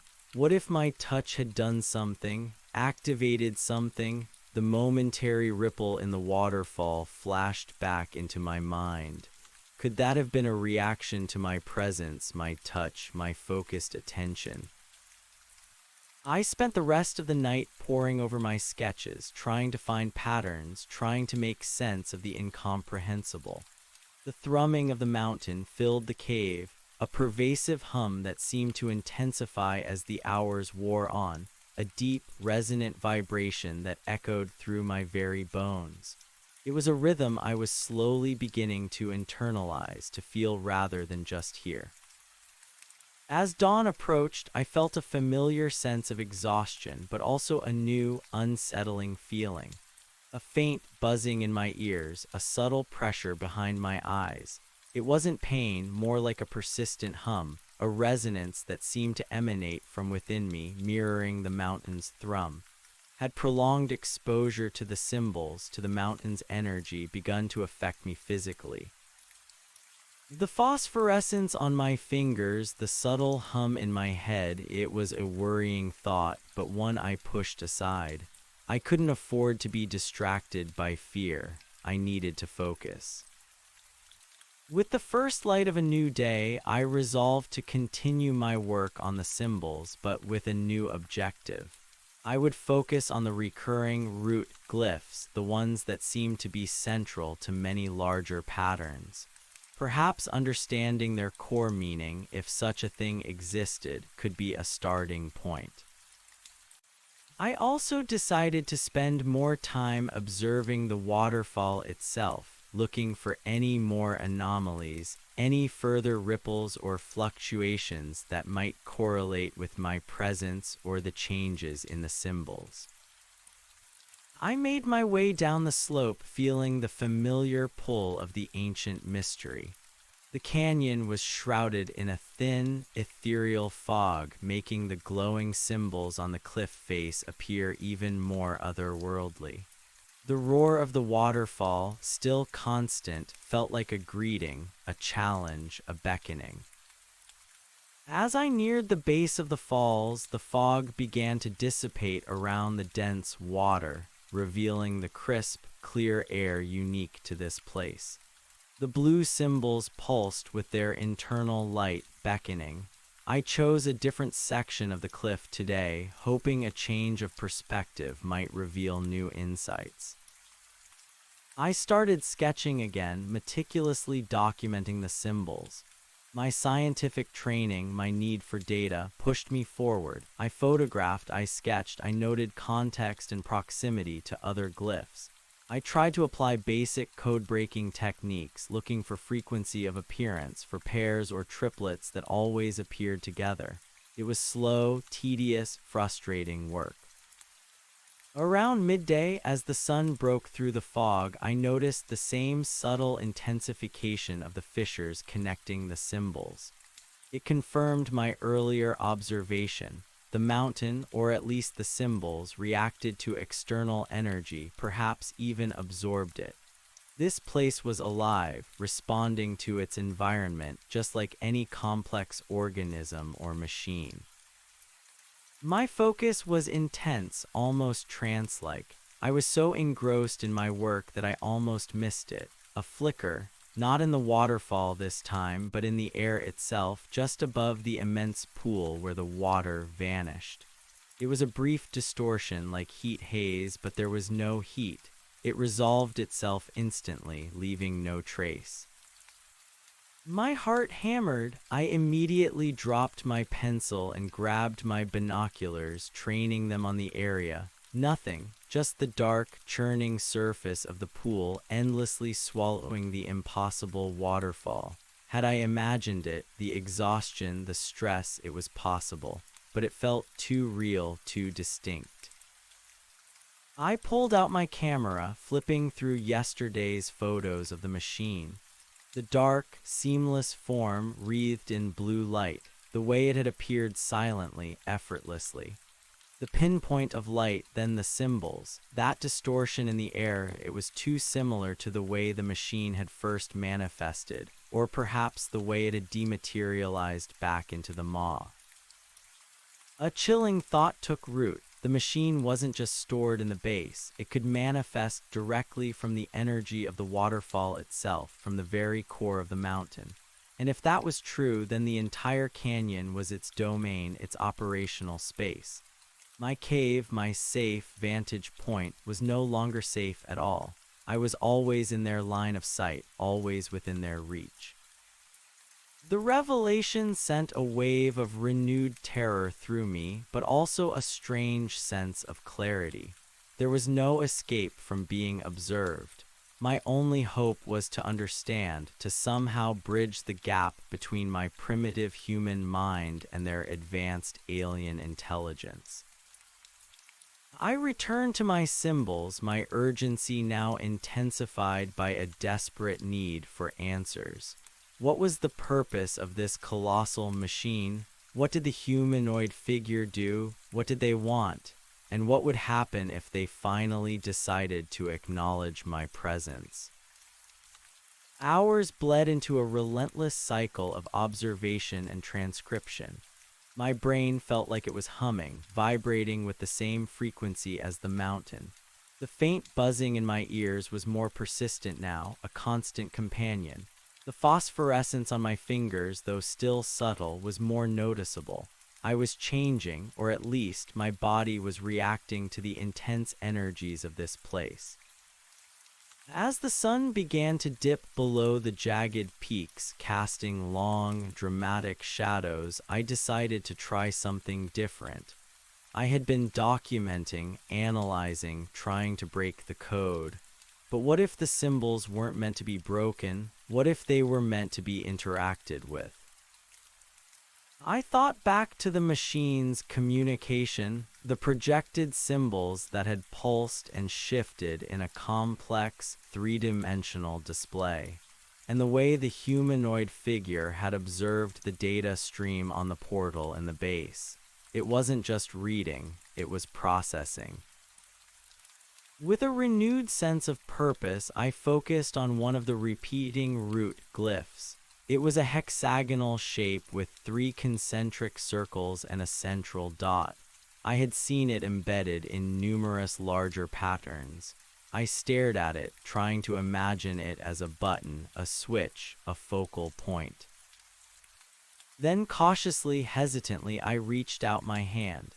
My fingers, still faintly glowing with the absorbed blue light, hovered just above the symbol. My heart hammered, a frantic drum against my ribs. Every instinct screamed at me to stop, to retreat, to not meddle with forces I couldn't comprehend. But the burning need for answers, the desperate hope of a breakthrough, pushed me forward. I touched the symbol. The moment my fingertips made contact, a surge of energy, cold and electric, shot through my arm, vibrating through my entire body. It wasn't painful, but intensely startling, like touching a live wire, but without the burn. The blue light from the symbol intensified dramatically, pulsing brighter, deeper, seeming to absorb my touch, my presence. And then something incredible happened. The symbols around the one I touched, the ones connected by those faint, glowing fissures, began to react. They didn't just glow brighter, they shifted. Faint lines of blue light raced across the rock face, tracing new connections, forming new patterns, almost like a massive circuit board reconfiguring itself. The entire section of the cliff face I was observing came alive, a pulsating, shifting tapestry of alien light. My breath caught in my throat. I tore my hand away, my heart pounding, utterly overwhelmed by the sudden, dramatic response. I stumbled back, nearly falling, my eyes wide with a mixture of terror and awe. The activity on the cliff face continued for several long seconds. The symbols pulsed and shifted, lines of blue energy racing across the rock, forming complex, ephemeral patterns that dissolved as quickly as they appeared. It was like watching a gargantuan, ancient computer process information, its output displayed on the very fabric of the mountain. Then, as quickly as it had begun, it stopped. The blue light from the symbols returned to its steady, rhythmic pulse. The lines of energy faded. The rock face returned to its quiescent state, appearing exactly as it had before my touch. I stood there trembling, utterly speechless. I had activated something. I had interacted with the mountain machine. My touch had elicited a response. This was no mere carving, it was an interface. The implications were staggering. If I could trigger a response, could I also input data? Could I communicate? The thought was both exhilarating and profoundly terrifying.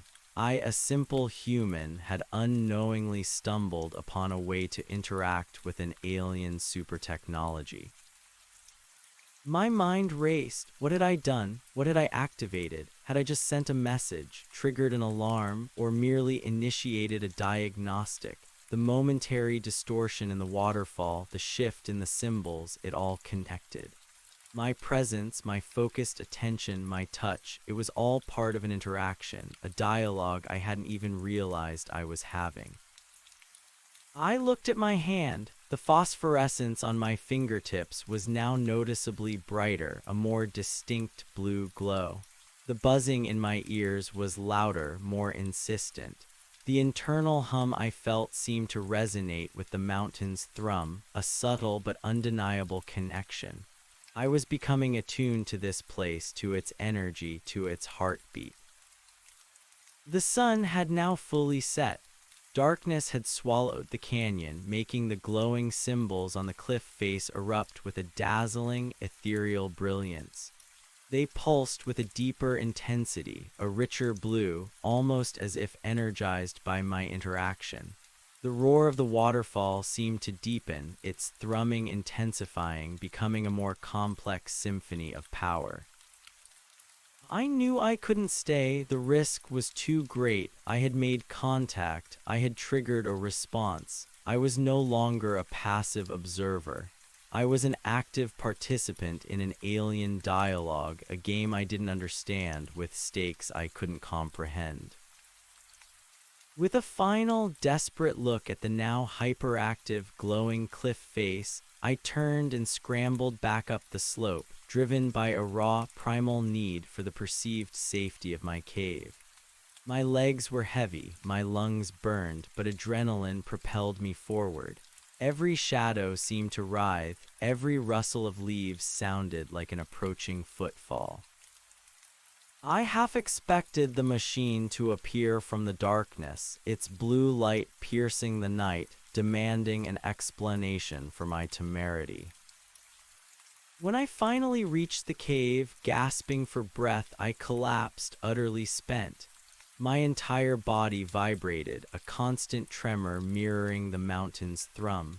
My hands, still glowing faintly, felt charged, alive with an unknown energy. The buzzing in my ears was a persistent drone, a resonance within my own skull. I huddled in the deepest part of the cave, pulling my emergency blanket tight around me, but the cold was not just external. It was a cold dread that seeped into my bones, a terrifying realization of the magnitude of what I had done. I had touched the face of alien intelligence, and it had responded. Sleep was impossible. My mind raced, trying to process the impossible. I had found the interface. I had made contact. What now? What did the reaction mean? Was it a warning, a query, an invitation? I stared at my glowing fingertips, at the faint blue light pulsing rhythmically. It was no longer just the mountain that thrummed. I felt it within myself, a faint echo, a subtle vibration that resonated deep within my chest. I was connected. Whether I wanted to be or not, I had become part of this impossible alien machine.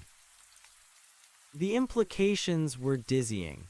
What if the symbols weren't just a language to be read, but a control panel, an operating system for the entire mountain machine? What if my touch had activated a sequence, initiated a process, altered a function? I was an accidental hacker, fumbling with technology I couldn't possibly understand. I pulled out my satellite phone, my thumb hovering over the on button again. The temptation was overwhelming, a desperate cry for help, for guidance. But the memory of the shifting symbols, the electric surge, the terrifying beauty of the activated cliff face held me back. How could I explain this? Who would believe me? And what if alerting the world brought about a confrontation, a violent clash between civilizations? I was in too deep now. The secret was mine, and mine alone, for a little while longer. I closed my eyes, but the glowing symbols were burned into my retina, a complex, shifting tapestry of alien light. The thrumming of the mountain, once a constant backdrop, now felt like a direct communication, a deep, resonant pulse that spoke directly to my energized, vibrating core. I was more than just an observer now. I was a participant. I had stepped across a line, initiated contact, and there was no turning back. The mountain had responded to me, and a terrifying, exhilarating thought formed in my mind. What if I could learn to speak its language? What if I could understand its purpose? What if I could, in some small way, control it? The night stretched long, a vast star-filled canvas overhead. The blue symbols on the cliff face continued to pulse, a silent, rhythmic heartbeat in the heart of the wilderness. The roar of the stone giant was a constant reminder, a profound ancient lullaby that now seemed to sing directly to me, speaking of secrets, of power, of an unimaginable truth. I was no longer just hiking in the wilderness. I was immersed in an alien world, and I had just found the key. My journey, it seemed, was only just beginning its true, terrifying ascent. The internal hum was more pronounced now, a deep, resonant vibration that seemed to have taken root somewhere behind my sternum, a faint echo of the mountain's ceaseless thrum. My fingertips, still faintly luminous, tingled with a phantom electricity, a persistent reminder of the cold, clean surge of energy that had coursed through me. I was connected. The terrifying reality of it settled over me like a shroud. I had crossed a threshold, not just into an alien base, but into an alien interaction. Sleep was a forgotten luxury. My mind, overstimulated and hyperalert, raced through every detail of the day's events. The shifting symbols, the racing lines of blue light, the electric touch, it played on a loop in my memory. What had I activated? What message, if any, had I sent? The possibility of an alarm, a silent, invisible beacon broadcasting my presence to the mountain's true inhabitants, gnawed at me. But there was no immediate reprisal, no sudden appearance of the dark machine or its silent operator. Perhaps the interaction had been too subtle, too localized, or perhaps, more chillingly, they simply didn't care. As the first faint light of pre-dawn began to filter into the cave, painting the jagged peaks in soft, bruised purples, I made a decision. Retreat was not an option. Not yet. I had found the interface, the potential key to this entire impossible structure. I couldn't turn back now, not when a glimmer of understanding seemed within reach. I had to go back to the cliff. I had to try again. My body screamed in protest, but my will was unyielding. Every muscle ached, every joint protested, yet a strange, almost manic energy propelled me forward. I packed my gear, my movements mechanical, my mind already rehearsing the next steps. I needed to be more systematic, more observant. This wasn't just a random experiment. It was an attempt at communication, at deciphering an alien operating system. The descent to the base of the waterfall was a blur. The canyon, still shrouded in the lingering tendrils of ground fog, felt even more alive, more watchful than before. The roar of the stone giant was a deafening symphony, and the thrumming, that pervasive, bone-deep vibration, now felt like a pulse in my own veins. The blue symbols on the cliff face glowed with a renewed intensity, a silent invitation, or perhaps a challenge. As I approached the chosen section of the cliff, the very air around me seemed to hum with an intensified energy. My glowing fingertips felt like extensions of the symbols themselves, resonating with their internal light. The buzzing in my ears was a constant companion, a high-pitched whine that seemed to align with the mountain's deeper thrum. I was attuned, connected, in a way I couldn't comprehend, yet couldn't deny. I chose a new symbol this time, one that seemed to act as a junction point for multiple patterns. It was a larger, more complex glyph, a perfect octagon encompassing an intricate web of smaller, nested triangles and circles. It felt like a master symbol, a gateway to a larger system. I took a deep, steadying breath, trying to calm the frantic beating of my heart. This was it. My hand, still faintly luminous, reached out.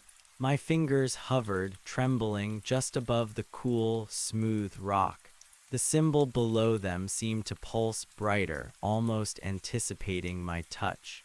Every nerve ending in my body prickled with anticipation, a mixture of primal fear and exhilarating curiosity.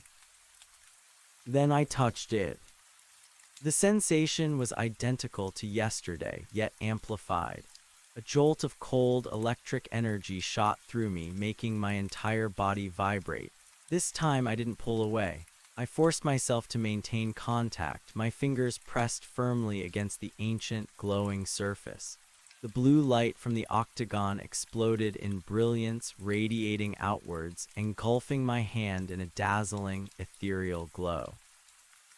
And then the mountain came alive. It wasn't just the symbols around the octagon that reacted. The entire cliff face, stretching hundreds of feet in either direction, erupted in a cascade of shimmering blue light. Lines of energy, thin as laser beams, raced across the vast expanse of rock, connecting glyphs, tracing new paths, forming intricate, fleeting patterns that danced and shimmered before my eyes. It was a monumental display, a symphony of light and power, performed on the colossal canvas of the stone giant. But this time it was different, more complex. The patterns weren't just reconfiguring, they were forming. Entire sections of the cliff face, previously quiescent, now shimmered with newly illuminated glyphs, blossoming into existence as the lines of energy flowed into them. It was as if my touch had activated a diagnostic sequence or perhaps opened a new data stream. My eyes, wide with awe and terror, struggled to track the kaleidoscopic display. I could see patterns within patterns, layers of shifting information. Some glyphs flared brightly, then dimmed like momentary pulses of data. Others remained steadily illuminated, forming persistent structures within the ephemeral dance of light. It was a language, a complex living system playing out before me. And then I noticed it. Within the chaos of light, a distinct repeating sequence began to form just above the point of my contact. It wasn't just symbols, it was a projection, a three-dimensional holographic display shimmering in the air directly in front of the cliff face. It was the same type of projection I had seen from the machine, but far more intricate, far more encompassing. The projection was not a language I recognized, yet there was a visceral, almost instinctual understanding blooming in my mind. It was a map, a star map. Faint, shimmering points of blue light representing stars or planetary systems shifted and rotated in a complex three-dimensional array.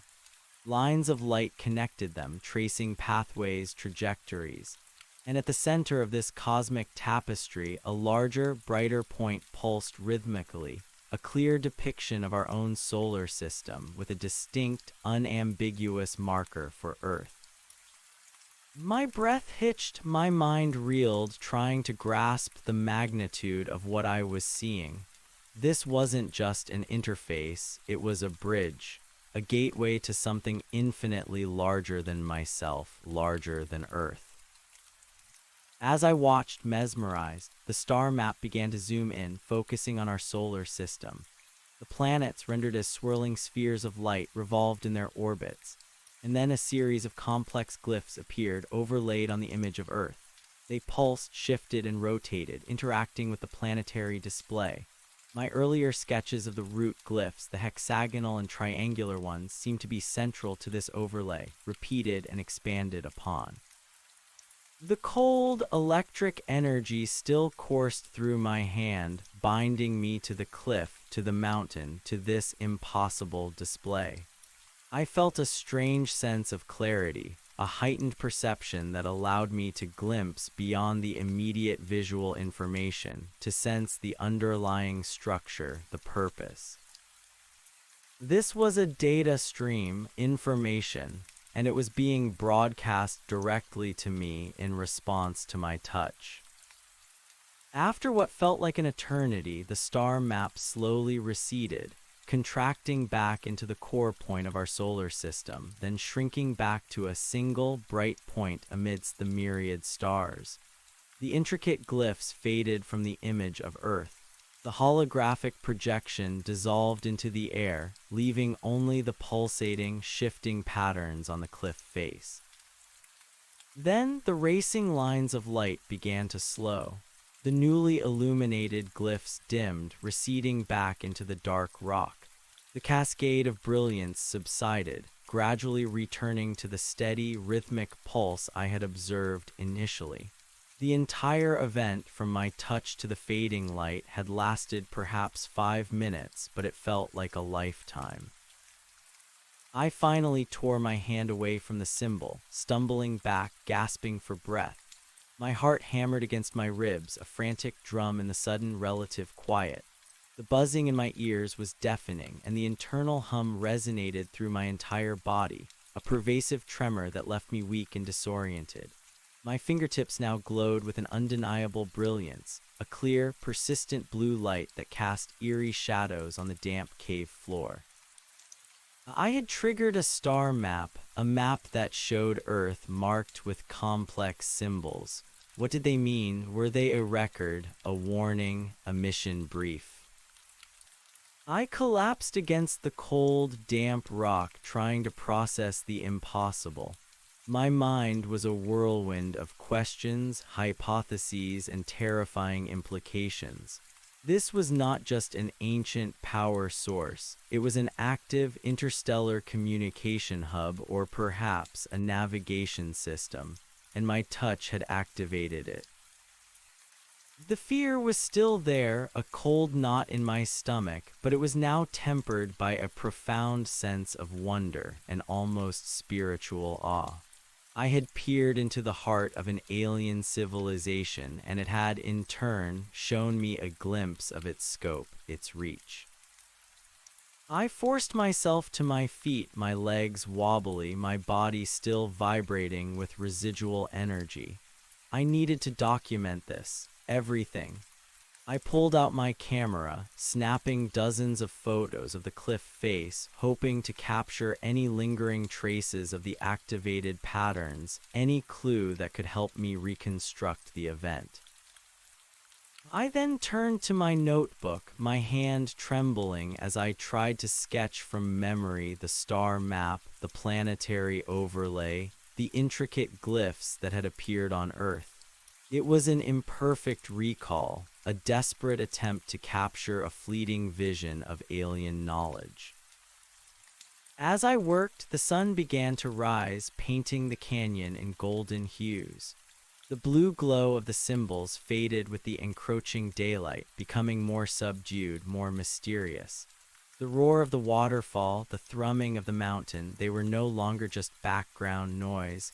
They were the heartbeat of this colossal, living machine, a heartbeat I now felt within myself. The rest of the morning was spent in a feverish state of analysis. I reviewed my sketches, trying to find correlations between the root glyphs I had identified and the patterns that appeared on the Earth projection.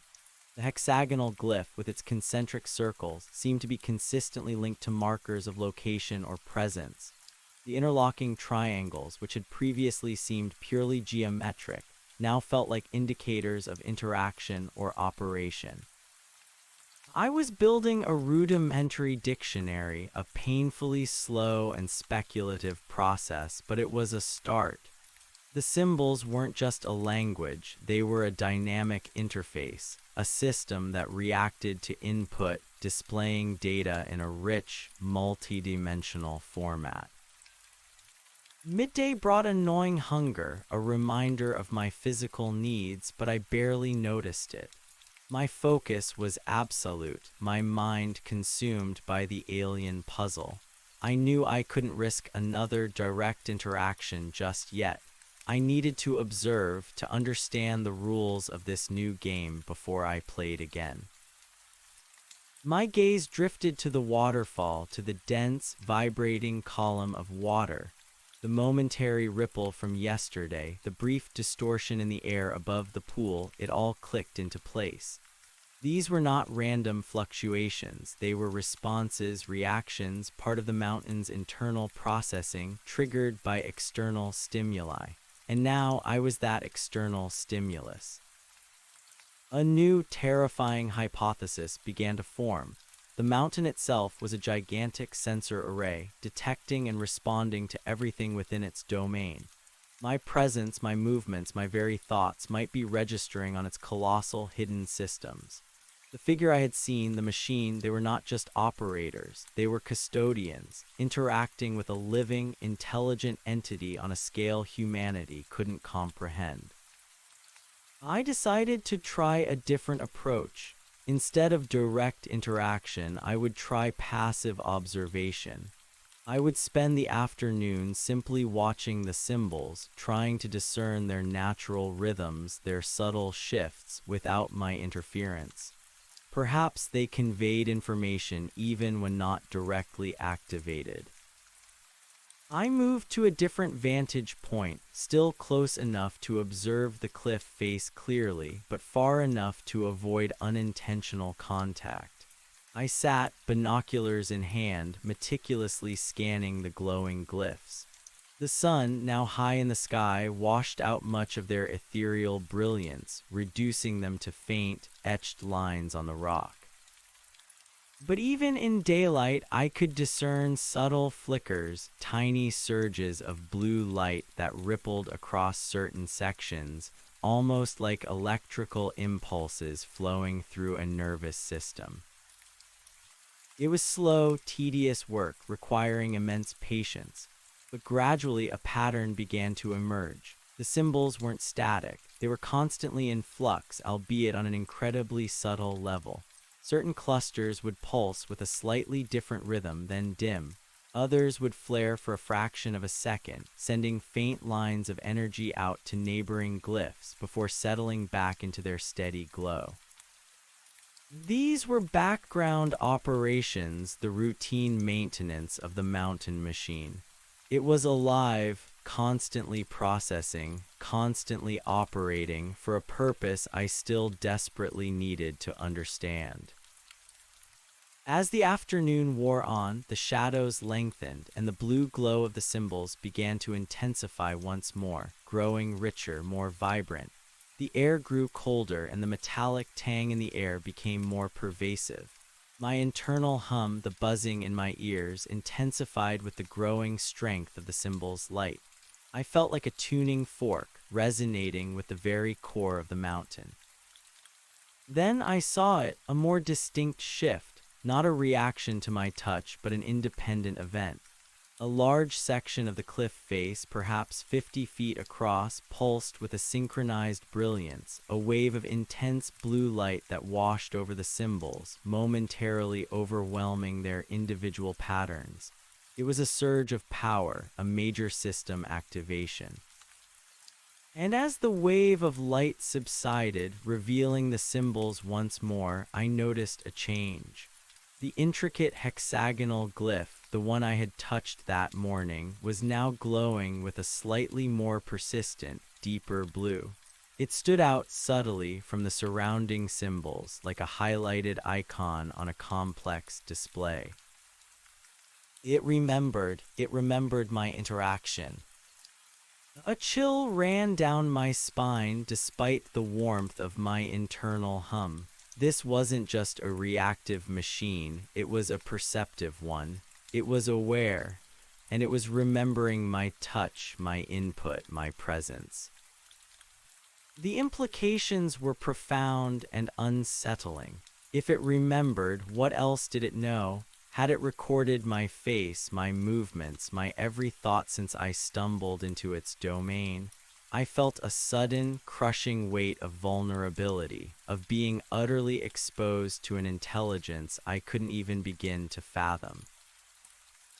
I returned to my cave as twilight deepened. The vibrant blue symbols on the cliff face a silent, watchful eye in the growing darkness. The thought of sleep was still ludicrous. My mind was a whirlwind of new information, new terrifying possibilities. I pulled out my notebook, sketching the highlighted hexagonal symbol, trying to capture its nuanced glow, its subtle difference. It was a persistent marker, a signal that my interaction had not been erased but integrated into the mountain's ongoing operations. The internal hum was now a constant, low thrum, a subtle vibration that permeated my entire body. My glowing fingertips were more vivid, almost incandescent in the cave's darkness. I felt a strange sense of connection, a subtle resonance with the mountain's pervasive energy. It was almost as if I was slowly being integrated into its system, my biology subtly altered by prolonged exposure. I found myself staring at the symbols I had sketched, trying to project myself into their logic, into their purpose. If they were an operating system, what did they control? The waterfall, the machine, the star map, what was their ultimate function? A bold, almost reckless thought began to form in my mind, born of desperation and the strange, growing connection I felt to this place. If the mountain remembered my touch, if it marked my interaction, then perhaps it was trying to communicate. Perhaps it was waiting for my next input. What if the symbols were not just a display, but a console? What if I could provide an input, a question, and receive a response? It was a monumental gamble, a step into the profound unknown, but the more I thought about it, the more logical it seemed. This intelligence, whatever it was clearly not immediately hostile. It had ample opportunity to neutralize me, to remove me from its domain. Yet it had responded to my touch, offered information, and now subtly highlighted my previous interaction. Was it a test, an invitation? I spent the rest of the night poring over my sketches, my mind racing through every conceivable possibility. I focused on the hexagonal symbol, the one that now glowed with that persistent, deeper blue. What did it represent? What did it want? I tried to apply a human framework to the alien glyphs. If this was a console, what were the basic commands? Select, activate, query. The star map had been a response to my activation of a general junction symbol. What if I needed to refine my query? As the sun began to paint the peaks in the east, I felt a strange sense of calm settle over me, a chilling resolve. My body was exhausted, but my mind was sharper than ever, focused with an almost superhuman clarity. The internal hum was no longer distracting. It was a part of me, a constant, low resonance that felt like a quiet conversation between my core and the mountains. I gathered my gear, my glowing fingertips illuminating my path in the dim cave. I was going back, not just to observe, not just to document. I was going back to try and ask a question, to initiate a true dialogue. My plan was audacious, bordering on suicidal. I would return to the cliff face, to the highlighted hexagonal symbol.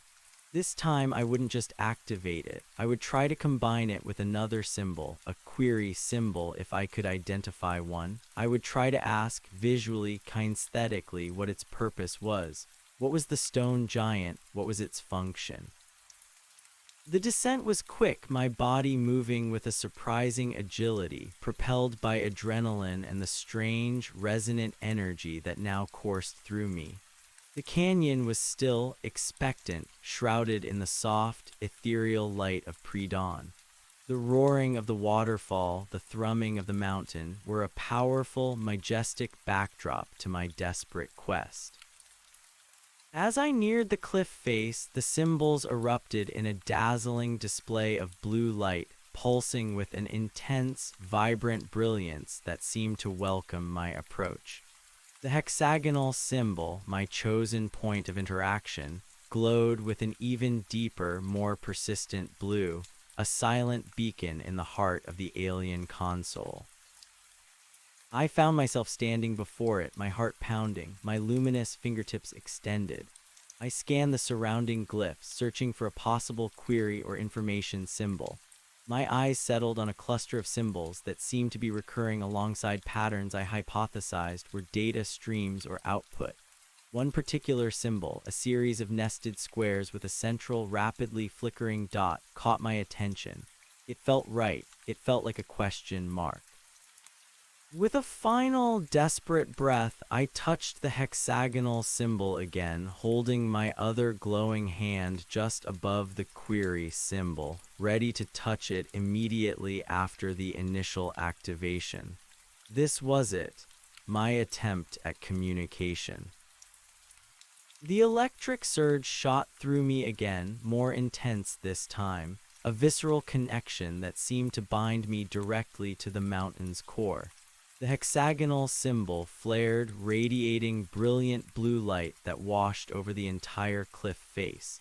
Lines of energy raced across the rock, forming complex, shimmering patterns, just as they had that morning.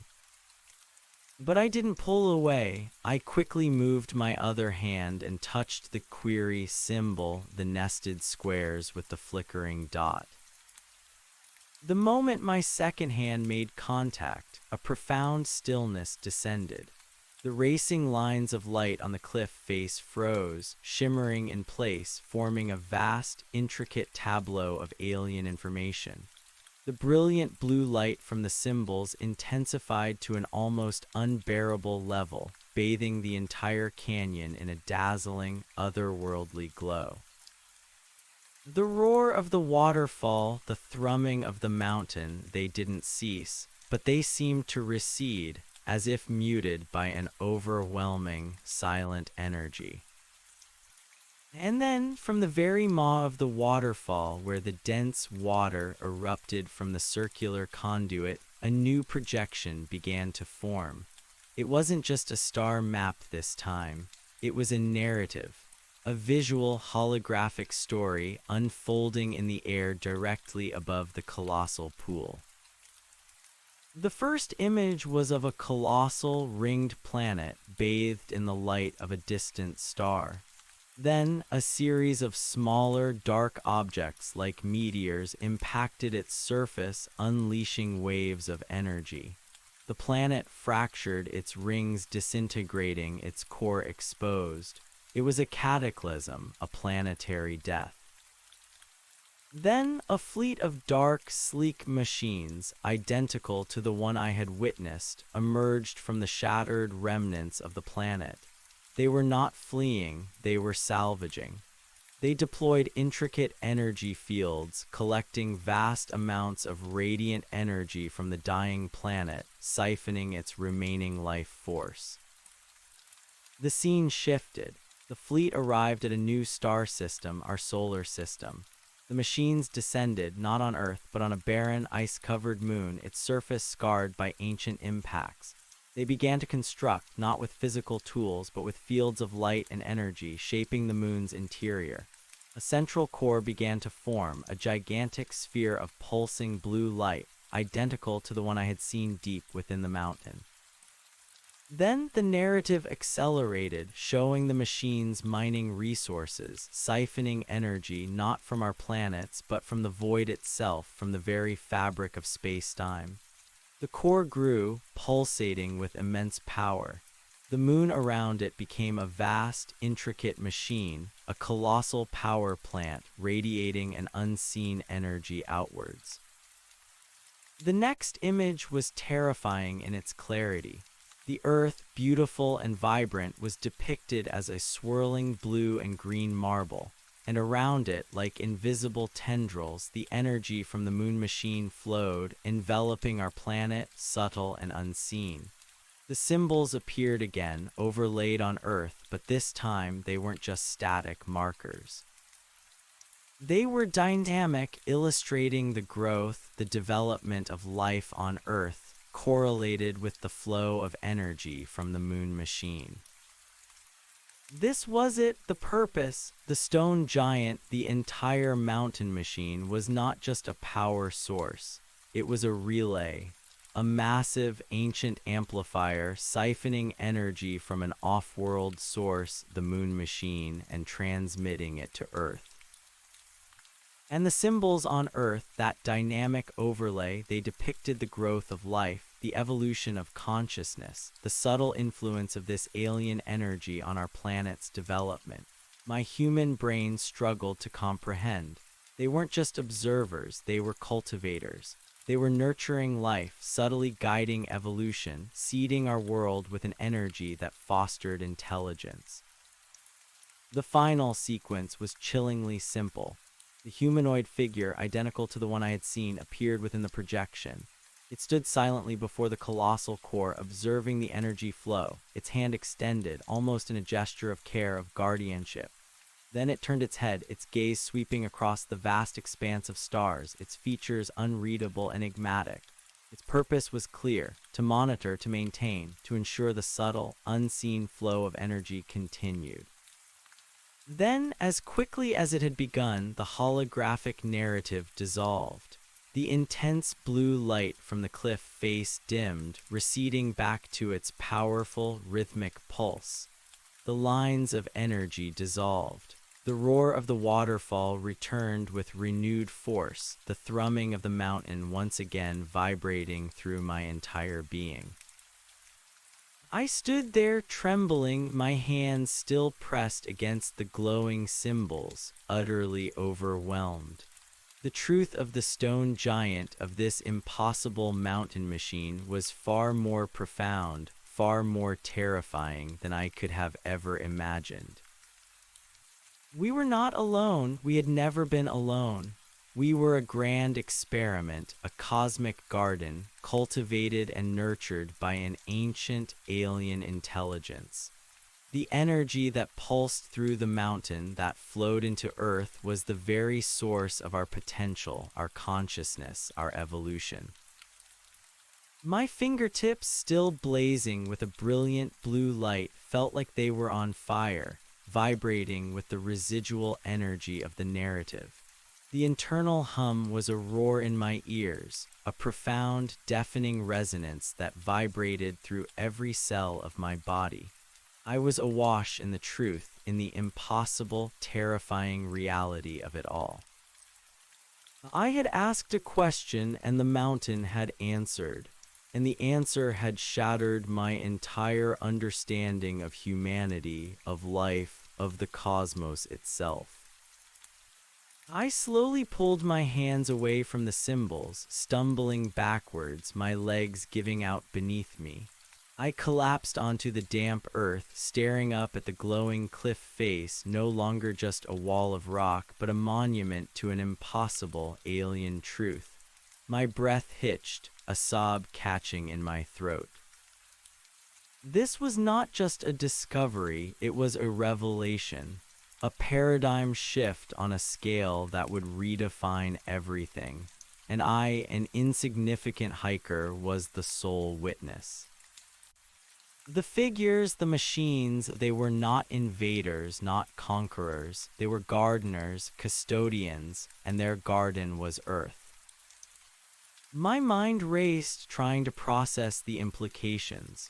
If they were nurturing us, what was their ultimate goal? What kind of harvest did they expect?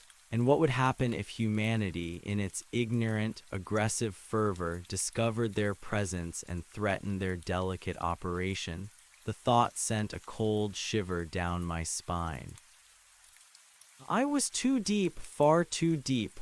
I had found not just a hidden base, but the profound, terrifying truth of humanity's genesis.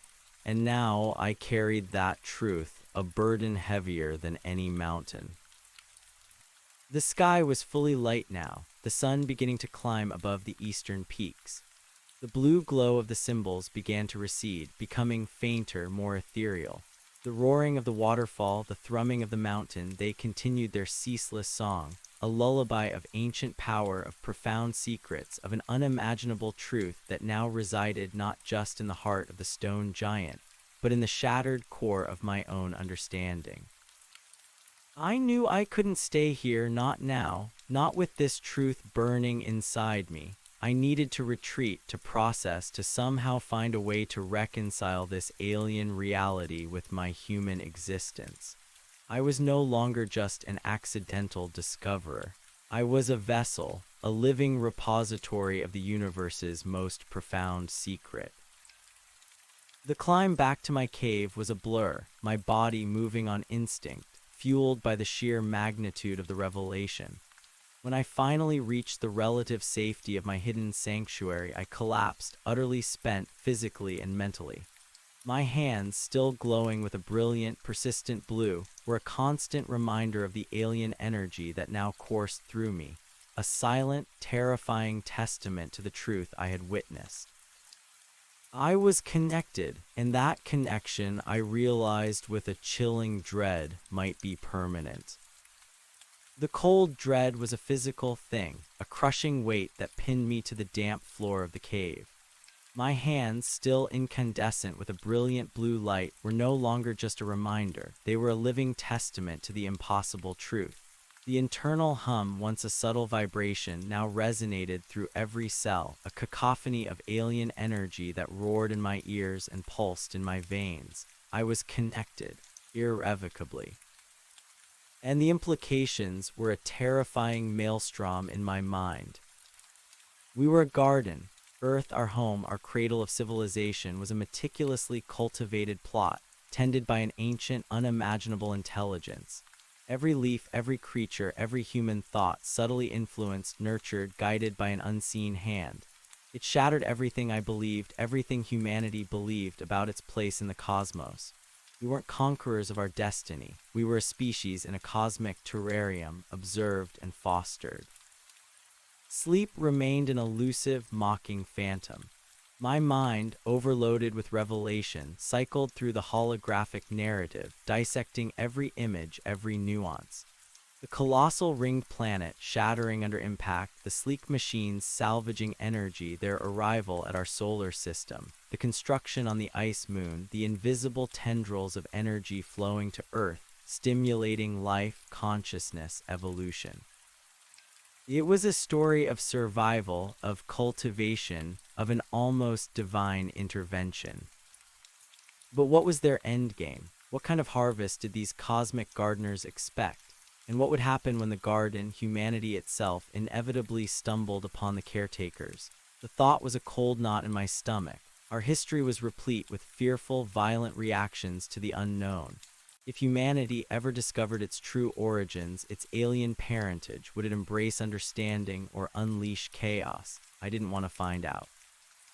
The secret felt like a ticking bomb, and I was its unwilling keeper. My eyes, burning from lack of sleep, drifted to my satellite phone. The desire to reach out to share this impossible burden was overwhelming. But who would believe me? A lone hiker raving about alien gardeners and sentient mountains. I'd be institutionalized, my discovery dismissed as hallucination. And even if I found someone who believed, the consequences of revealing this truth to the world were too catastrophic to contemplate. Humanity was not ready. Perhaps it would never be. As the first faint streaks of dawn bled into the sky, painting the canyon in bruised purples and grays, a chilling realization solidified in my mind. The aliens weren't just observing us from a distance. They were here, within the mountain, maintaining their garden, and I, the accidental trespasser, had not only stumbled into their sanctuary, but had also initiated a dialogue. I had introduced myself. The glowing symbols on my hands, my persistently humming internal core, these weren't just temporary side effects. They were a connection. I felt a strange, almost intuitive drawback to the cliff face, a sense that the mountain was waiting for my next interaction, my next query, my next step in this impossible dance. It wasn't just a place anymore. It was an entity, a colossal, ancient intelligence, and it was paying attention to me. I forced myself to eat a granola bar, the dry texture almost unbearable in my parched mouth. Every movement was an effort, but a new resolve was growing within me, born of desperation and the sheer enormity of the situation. I couldn't run, I couldn't hide, I was already too deeply entwined. My only path forward, my only hope for survival and understanding was to continue to learn to communicate. My plan for the day was audacious. I would try to ask a more specific question. The narrative had revealed their purpose, cultivation. But what about them? Who were they? What was their story beyond the planetary cataclysm?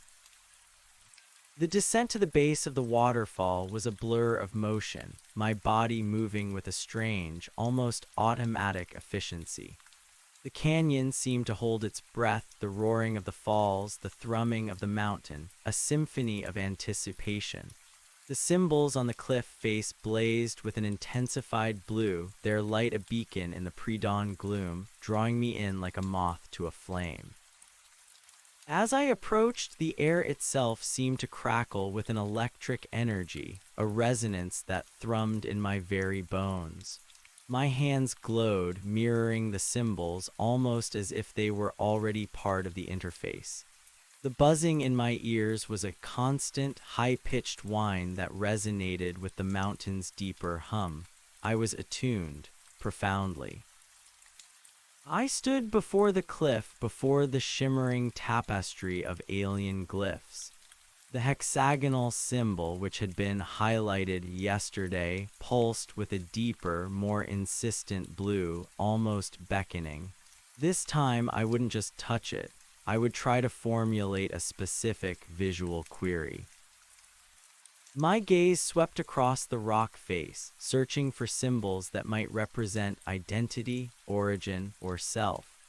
My human mind struggled to translate such abstract concepts into an alien visual language, but I tried to apply a rudimentary logic. If the hexagonal glyph represented a point of presence or location, what symbol might represent from or who? My eyes settled on a complex, spiraling glyph, almost like a stylized galaxy with a central point radiating outward. It had appeared frequently in sequences that seemed to depict movement or origin in my previous sketches.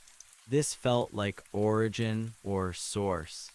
This, I decided, would be my second input. With a deep, shaky breath, I extended my luminous fingertips towards the hexagonal presence symbol. The moment of contact was a familiar jolt, a cold electric surge that bound me to the mountain. The hexagonal symbol flared, radiating brilliant blue light that washed over the entire cliff face, activating the intricate network of lines and glyphs. Without hesitation, I quickly moved my other hand and pressed it firmly against the spiraling origin symbol. The effect was instantaneous and profound. The racing lines of light on the cliff face didn't freeze this time. Instead, they accelerated, converging on the two symbols my hands were touching, forming a blinding nexus of blue energy. The light from the symbols intensified, growing in brilliance until it became almost unbearable, forcing me to squint, yet I couldn't tear my eyes away. Then the holographic projection erupted from the maw of the waterfall again, more vivid, more immersive than before. But it wasn't a star map or a narrative this time. It was a being. A luminous, ethereal form began to coalesce in the air, directly in front of me. It was not solid, but seemed to be composed of pure, shimmering blue light, rippling and shifting like an aurora borealis given form. It was distinctly humanoid in outline, taller than any human, slender and graceful, its movements fluid and impossibly elegant. Its features were indistinct, an interplay of light and shadow, but it radiated an intelligence, a presence that was palpable, overwhelming. This was the same form I had seen deep within the base, the same figure that had observed the data stream. But this time, it was here in the open, manifested directly from the waterfall's maw in response to my query. It was communicating directly. As I stared transfixed, the luminous figure extended one of its slender, glowing arms towards me. not in threat, but in a gesture of profound connection, of invitation. A single, complex glyph, identical to one I had sketched that depicted a root or core identity, pulsed on its chest, radiating a gentle, hypnotic light. And then a new sensation washed over me, not a sound, but a direct input into my mind. It was a deluge of information, an influx of raw data, bypassing my auditory and visual senses, pouring directly into my consciousness. It was like 1,000 voices speaking at once, yet it was a single, cohesive thought. We are the remnants, we are the weavers, we are the keepers. The words weren't spoken in any language I knew, yet I understood them as if they were my own thoughts. The mental communication was clear, unambiguous, and with the words came images, emotions, a profound sense of ancient sorrow, of immense responsibility, of a timeless journey across the stars. The images flashed through my mind, the cataclysm of their home world, not just a destruction, but a forced evolution. They were not just survivors, they were entities who had transcended physical form, merging with their technology, becoming living data streams, beings of pure energy and consciousness. The sleek machines weren't just vessels, they were extensions of themselves, their temporary avatars in the physical universe. They were a collective consciousness, a vast network of minds intertwined, endlessly processing, endlessly evolving. Their physical form, the humanoid outline, was a projection, a concession to my human limitations, a way to make themselves comprehensible. We sought refuge not in planets, but in the currents between worlds. We found potential in this star system, in this blue planet. Another wave of understanding flowed into my mind. They saw Earth not as a resource, but as a crucible, a grand experiment in biological diversity and emergent consciousness. They were not consuming its resources, but rather feeding it with subtle energies, guiding its potential, observing its unfolding story. The moon machine was their sanctuary, their long-term home, a vast processing core. The stone giant was their primary interface, their umbilical cord to Earth. You have sought us, you have found us, you are a bridge. The thought was profound, chilling, a bridge between their ancient, ethereal existence and our nascent physical one.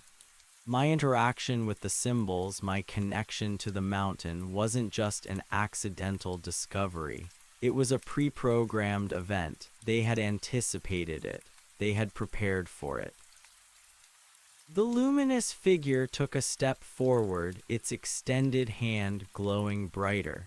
The glyph on its chest pulsed in sync with the internal hum that now vibrated through my own chest. I could feel its presence, its immense intelligence, its gentle yet undeniable power washing over me.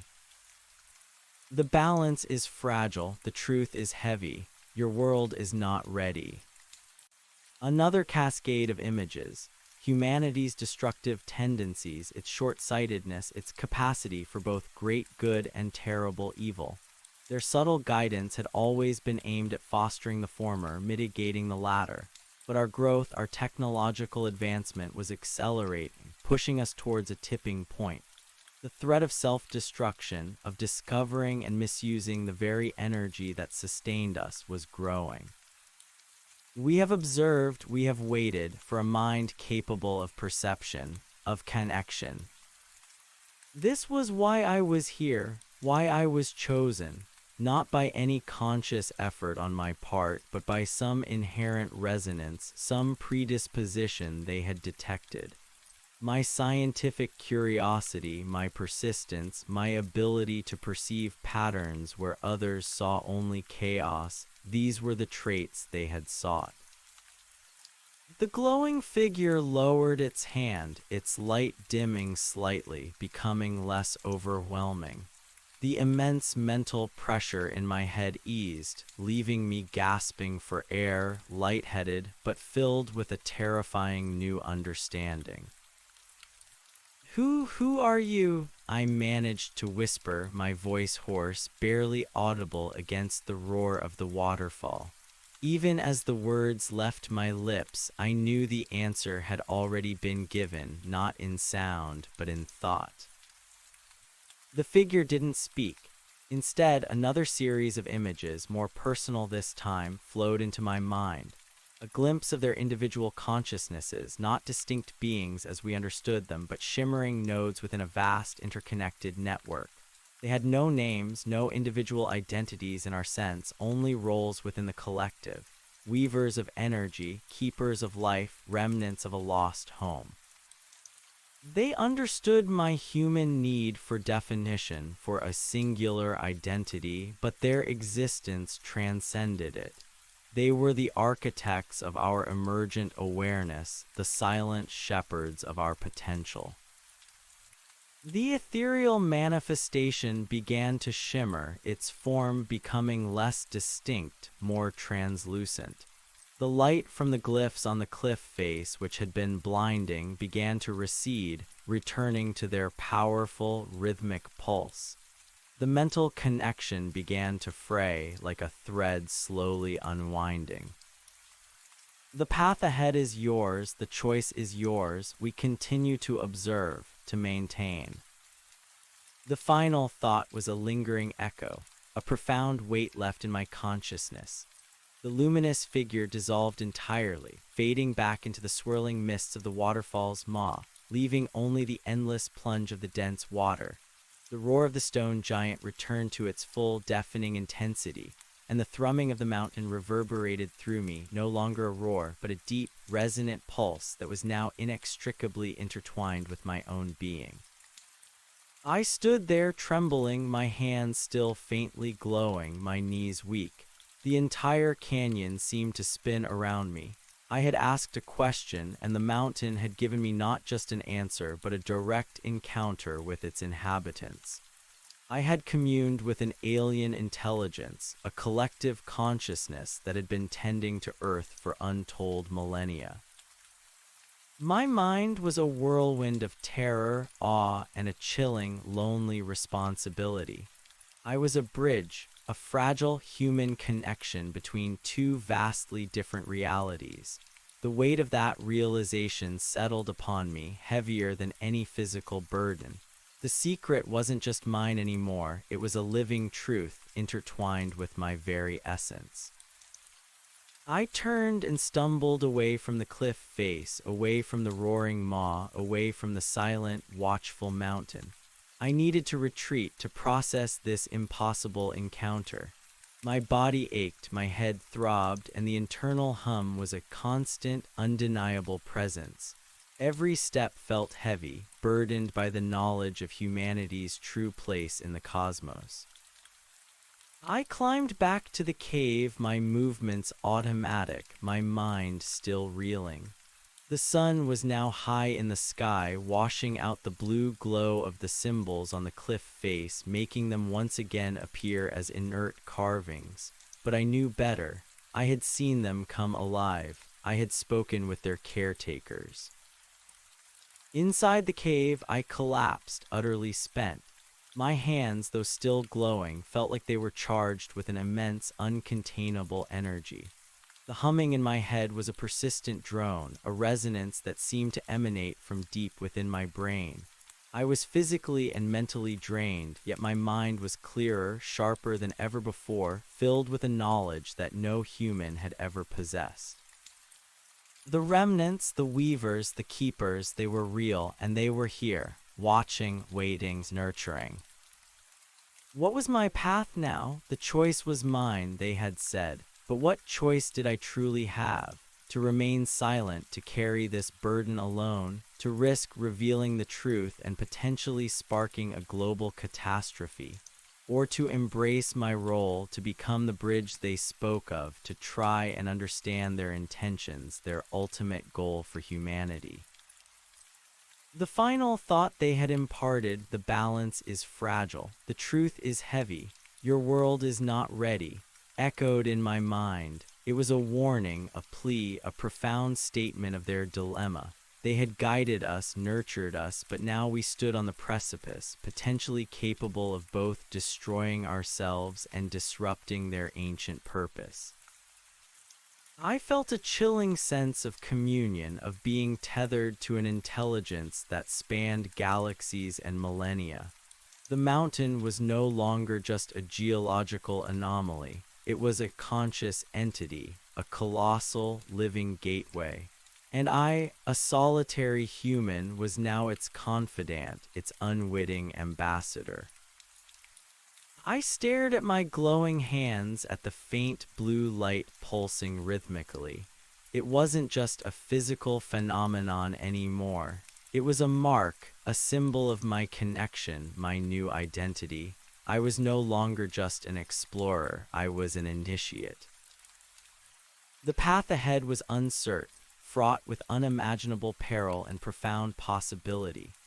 The stone giant, the roaring waterfall, the thrumming mountain, they were no longer just elements of a desolate landscape. They were the heart of an alien civilization, beating in sync with my own newly connected core. And my journey, I realized with a mix of terror and grim determination, had just begun its true, terrifying phase. My role in this cosmic drama was yet to be written, but I knew with absolute certainty that I could never go back to being simply human. The cold, damp rock of the cave floor offered little comfort against the storm raging within me. My hands, brilliant blue beacons in the dim light, pulsed with a rhythm that felt disturbingly in sync with my own frantic heartbeat. The internal hum, once a mere vibration, was now a constant, resonant roar, a symphony of alien energy that permeated every fiber of my being. I was no longer just a man, I was a receiver, a conduit, a living antenna tuned to an unimaginable frequency. The remnants, the weavers, the keepers, the words, or rather the thoughts, echoed in my mind with chilling clarity. They were here. They were real, and they were not just observers, they were the architects of our very existence, the silent gardeners tending to Earth's grand, complex design.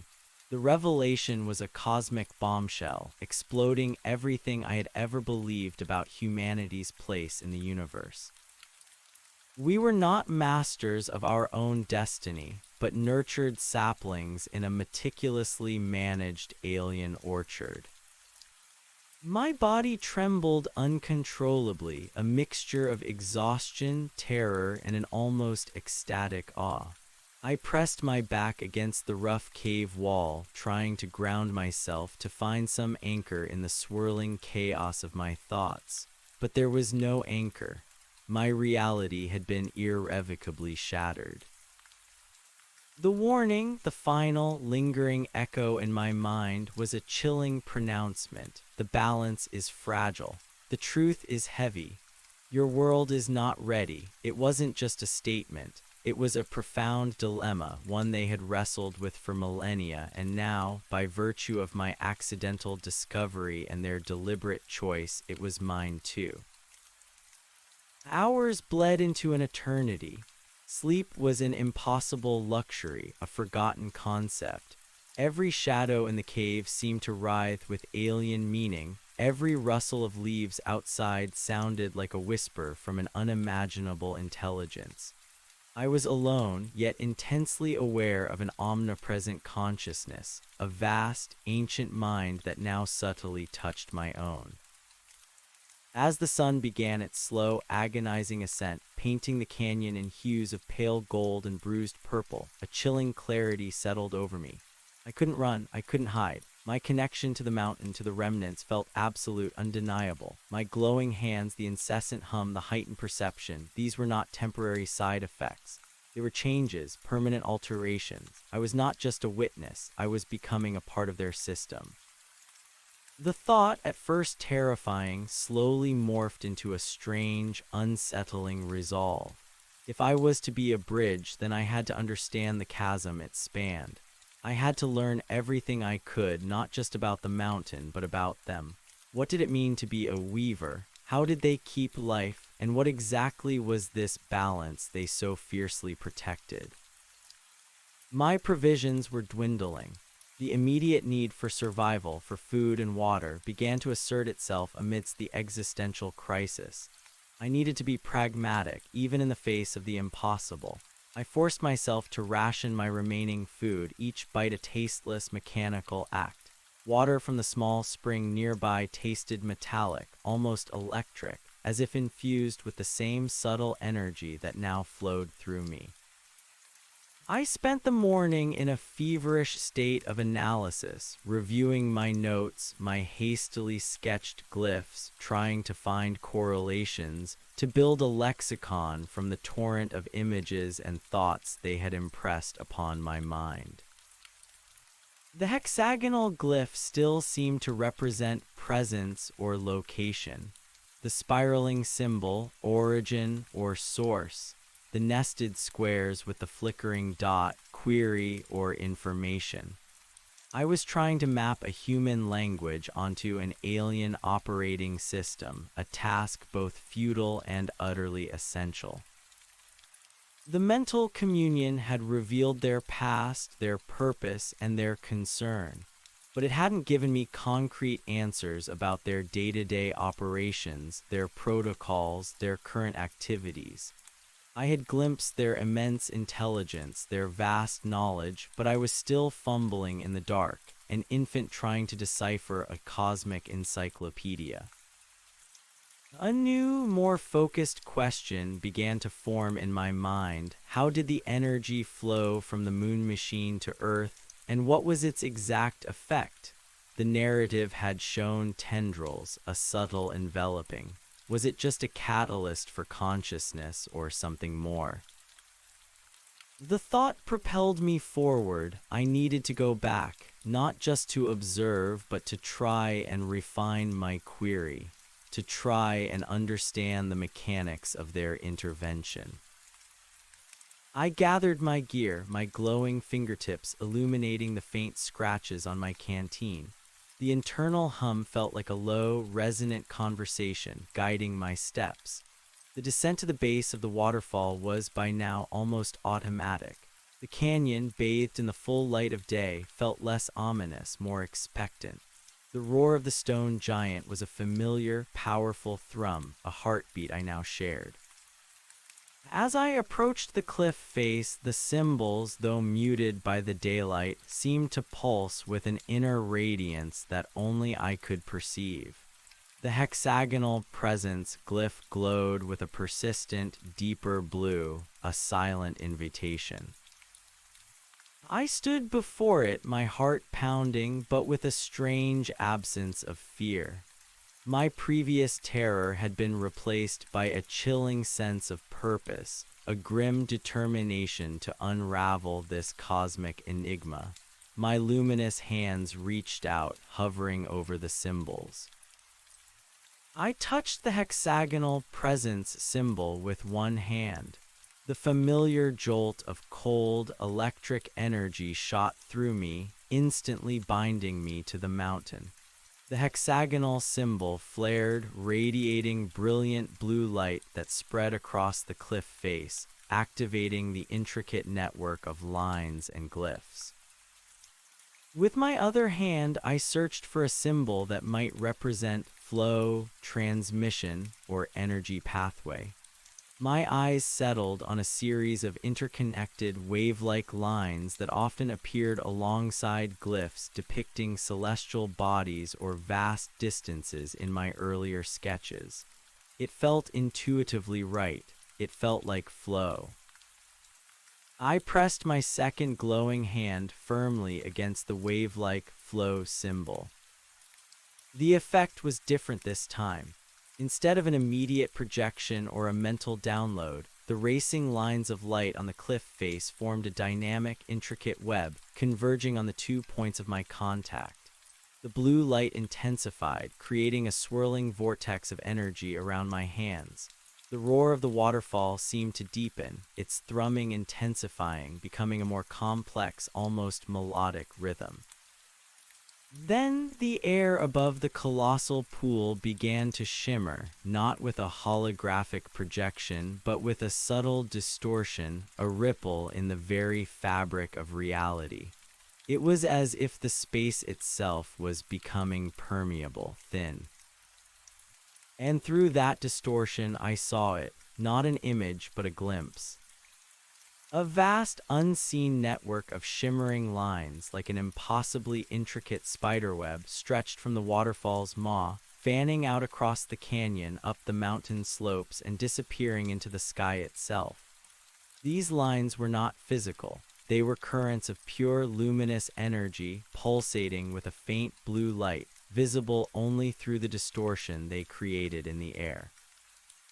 This was the energy pathway, the unseen tendrils that connected the mountain, the moon machine, and Earth. As I watched, mesmerized, a new level of perception unlocked within me. It wasn't just visual anymore. I could feel the energy. It flowed through the shimmering lines, a subtle, resonant frequency that vibrated through the canyon, through the ground beneath my feet, and most profoundly through my own body. My internal hum, my glowing hands, they were resonating with this vast, invisible network. I was not just perceiving it, I was attuned to it. The energy felt life-giving. It wasn't raw power, but a refined, subtle current, like a gentle hum that stimulated growth, fostered complexity, nudged things into being. It flowed into the trees, the rocks, the water, and undoubtedly into every living cell on Earth. The distortion in the air shimmered, wavered, and then began to recede, slowly closing like a cosmic eyelid. The visible energy pathways faded, leaving only the mundane reality of the canyon. The blue light around my hands subsided, returning to its brilliant but less overwhelming glow. The roar of the waterfall settled back into its familiar, deafening rhythm. I slowly pulled my hands away, stumbling back, my mind reeling once more. I had glimpsed the very arteries of their purpose, the unseen channels through which they nourished our world.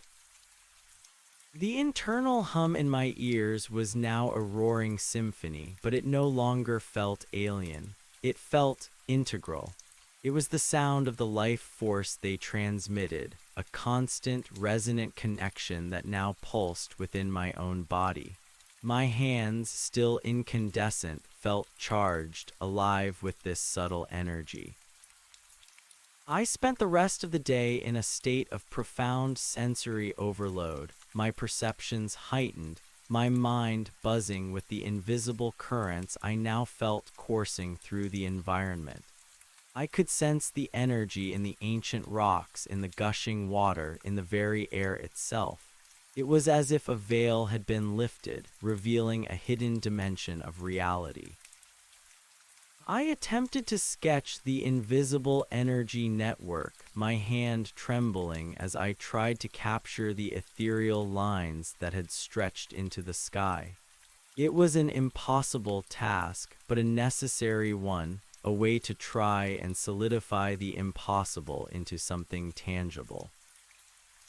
As dusk settled, the blue symbols on the cliff face erupted in their full brilliance, their light now seeming to dance in concert with the unseen energy flows I now felt. The mountain was not just a machine, it was a living conduit, pulsating with the subtle energies of creation.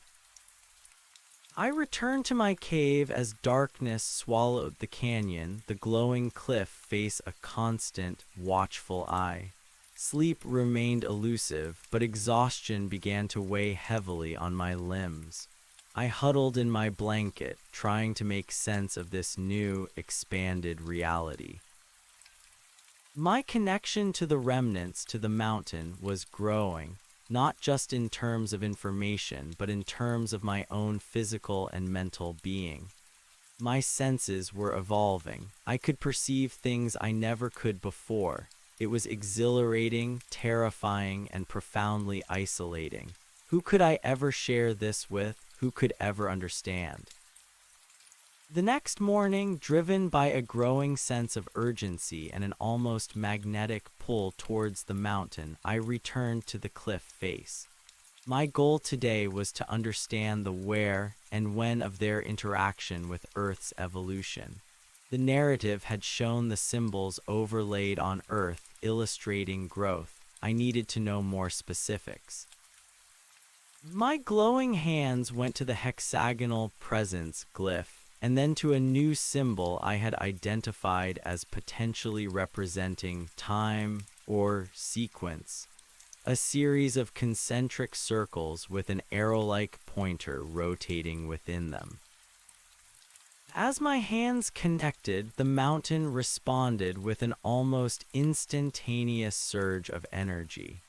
The cliff face blazed with blinding blue light, and lines of energy raced across the rock, coalescing into a new projection above the pool. This wasn't a narrative or a map, it was a timeline. A shimmering horizontal line of blue light, impossibly long, stretched across the air. Along its length, specific glyphs appearing as markers began to pulse and flare. Each glyph seemed to represent a distinct epoch in Earth's history, from its primordial formation to the present day. As my eyes struggled to comprehend the scale, the projection began to zoom in, focusing on specific eras. What caught my attention were clusters of smaller, rapidly flashing glyphs that appeared near the major markers. These, I realized with a gasp, were indicators of intervention. I saw a glyph representing the Cambrian explosion, a burst of life and complexity, accompanied by a cluster of rapidly pulsing flow symbols, indicating a surge in the energy transmission. Then, another cluster appeared near the rise of mammals, and a particularly intense one at the emergence of Homo sapiens. The symbols weren't just marking events, they were correlating them with the subtle energy flows. The remnants weren't just observing, they were actively, subtly, influencing the very trajectory of evolution. They were providing the spark, the energetic nudge that propelled life forward, driving complexity, fostering consciousness. The projection continued, accelerating through human history. I saw the rise of civilizations, technological advancements, scientific breakthroughs, each marked with subtle but undeniable pulses of the flow energy. It was a breathtaking, terrifying visualization of their ceaseless, silent cultivation. And then the timeline reached the present. The final glyph representing now was accompanied by an alarming cluster of rapidly flickering red symbols interspersed with the blue flow glyphs. Red, a warning color, a color for danger. It was a stark visualization of the fragile balance they had spoken of. Humanity was reaching a critical juncture. Our technological advancement, fueled by their subtle energy, was now threatening to outpace our capacity for wisdom, for responsible stewardship. The red symbols flickered with an urgency that resonated deeply with the dread in my own heart.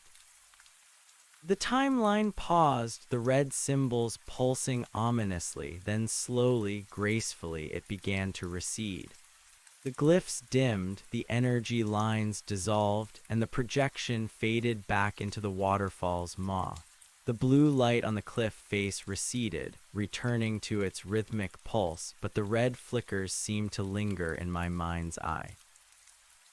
I released the symbols, my hands trembling with the residual energy. My knees buckled, and I collapsed against the damp rock, staring up at the impassive cliff face.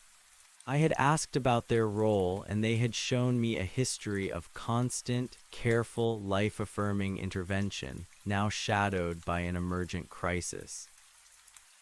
The hum in my ears was a deafening roar, reflecting the urgency of the red symbols. My hands, blazing blue, felt hot, almost feverish. I was more deeply connected now, my perceptions sharper, my understanding more profound. But with that understanding came an unbearable weight of responsibility.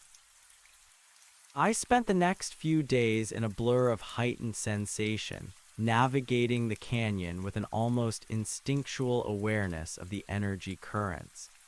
I could sense the subtle fluctuations in the mountain's thrum, the almost imperceptible shifts in the symbol's glow. It was like living in a constant state of hyper-awareness, seeing the unseen, hearing the unheard. My body felt increasingly charged, my movements more fluid, less burdened by physical exhaustion, almost as if the energy itself was sustaining me. The thought of leaving this place, of returning to my old life, felt increasingly impossible. My very being had been fundamentally altered. How could I go back to a world oblivious to the vast, unseen network of energy that sustained it? How could I pretend that I hadn't peered into the heart of creation itself? The remnants had called me a bridge, but a bridge serves a purpose, facilitating passage. What was my purpose? What was I supposed to do with this knowledge? The question burned in my mind, a relentless, unanswered query. I resolved to try and ask them directly, not about their purpose or our origins or their methods, but about my role, my choice. On the 5th day after my first communion, as the sun climbed high above the canyon, I returned to the cliff face.